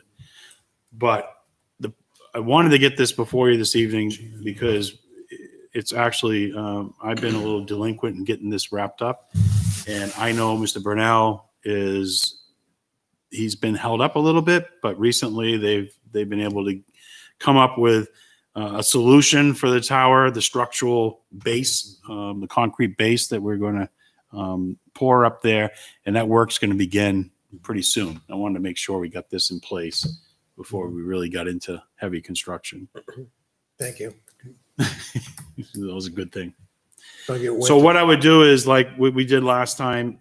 Once I get this finalized, I would share it with all of you. And just if we have it done before our next meeting, I'd just like to have Chairman Weber be able to sign it. And if the timing's right, we can look at it again at our next meeting. But my goal is to try to get this all Like resolved. next and 2 signed. weeks it'd be done. Yeah. Or You sooner. just have to share it with the insurance company, and after that, Yeah, just bring it next meeting, say it's all set to go. We'll say it. If there's any changes, just let us know. So we can go over them, but Okay. no problem with that. That's yeah, once you Because we get did finalized that. with the insurance, just circulate it. What that means. And John, I don't know. I know you're on. He's on. Do you have anything else you want to add to this? No, I think you covered everything. We're, like Troy said, we're getting ready to finalize the tower base and start constructing that tower. So the sooner the better. In case you got to get up there in the winter, you got snowshoes? Yes, I do. Thank you, Mr. Burnell. Next we have is the town administrator report. Mr. Brown. 5 seconds or less. Just a couple of things. One, I just got an email from Mr. Cub, the Eagle Scout project. As you've noticed, we have our Looks flag great. poles. So the town flag is flying very proudly in front of the town hall police Looks station. wonderful. And we have our state flag on the other side. So that project is wrapping up. And Colby Smith, who's been in charge of this project, he was going to be here this evening. He couldn't be here, so he just wanted me to go over a couple of things with the board. One is that part of this project is that he's going to have a plaque that would be displayed out in front of the flag. And his proposed language is dedicated to all the Litchfield volunteers who have given of themselves to enhance the lives of others. Flag adopted April 22nd, 2019. Eagle Scout Project, Kobe Smith, Troop 11, 2020. And so it's a very basic, simple plaque. We had actually talked about this several months ago with him, that we wanted it dedicated to all the volunteers that do work here in our town. He is working on trying to coordinate a dedication, but due to COVID, he's trying to wrestle with a few things. But he's told me that if he can do it, he'd like to try to do it this coming Saturday. And so we're just going to have to kind of watch our emails and see, if he's able to come up with something. He's thinking something like, if he's able to do it, somewhere around 1, 2 o'clock in the afternoon this coming Saturday. Right after black.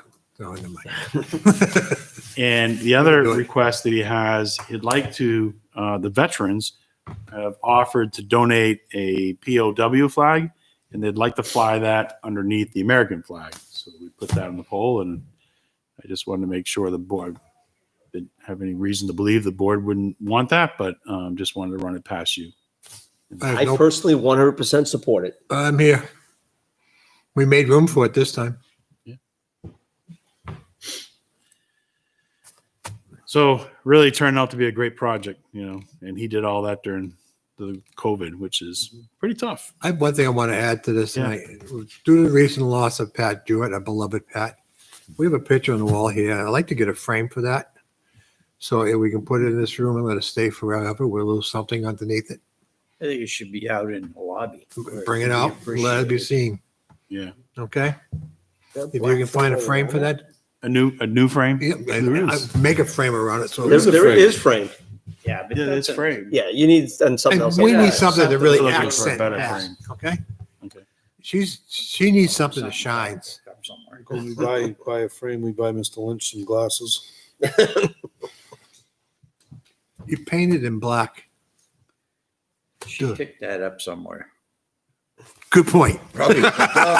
Probably at the dump. In the room up there. I'd like to also thank Colby for all his efforts on Absolutely. that Oh, Eagle yeah. Scout project. He did a fantastic She's job. agreeing with us Great now. job by Mr. Smith. Yep. Yeah, Colby did a She's wonderful agreeing job. still. Thank you for giving that to our town. Yep. Thank you, Kobe. Okay, and then let's see here. The last thing is just the press release that, we had Chief Sergeant talk to us earlier about the mandatory mask. Let's see, I'm trying to get here. Oh, all right. I would put it on our website. So yeah, I drafted up just a sort of a friendly reminder to our residents. We'd like to circulate this around tomorrow. Says the Litchfield Board of Selectmen wish to inform residents that all persons over the age of 5 shall wear a mask or cloth face covering over their noses and mouths anytime they are at public places pursuant to Governor Chris Sununu's emergency order instituting a statewide mask mandate in effect through January the 15th, 2021. For more information, go to, and I got a link to the governor's website, which has the whole executive order. And if there's any other questions, to call the town office. Perfect. Because, as you know, the mandatory mask, if you go into the executive order, it goes into length to try to describe or define what public places are. And public places are parks. That includes all of our parks in this town. It specifically mentions sidewalks. Yep. And, lobby areas, obviously, we've had a no mask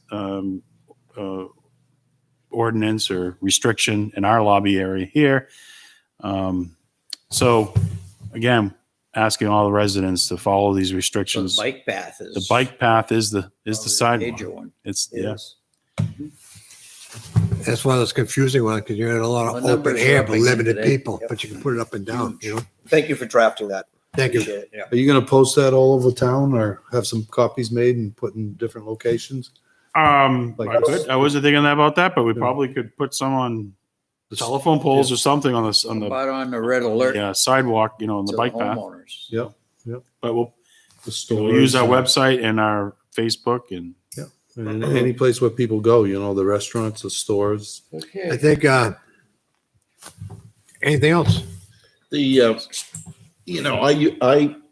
use this, which is approved. Yep. But a lot of people don't realize it, yeah. But there are medical It's a shield. exceptions, which is what I think that's a mask. I think that's why they it's say considered wear a mask? mask or cloth face covering. So I think that's a mask. Okay. And when you do get into the executive order, it does talk about people who have And there's exceptions. disabilities Yeah. and issues. Breathing why they disorders and couldn't stuff like wear- Did you make that at home? Did you make that yourself? It looks like a garter. I bought this. Gentlemen, we have a couple little more things before we can adjourn. All We right, have the let's selectmen go. reports next. Mr. LaSalle's. The only thing I want to do a little bit of a postmortem on tee-off, Mel's, Oh, which, Yep. The way I recalled it, that November 3rd was going to be their last day when they came in with their looking for an exception. And then I figured out that they were having more on the weekend on Friday the 13th and so forth. So I just didn't trust my memory on that, so I posted it. And I just feel like sometimes that They do one thing, doing us, they do something else. people take advantage of our good humor, which I don't think they should.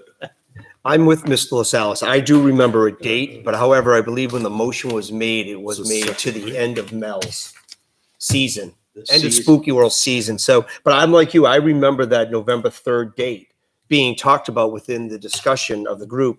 But I think when you went back to the minutes, the motion was to the closing of Spooky World. And that was Season. when the planning board too was doing other things. We made it when the planning board was still doing the final deciding.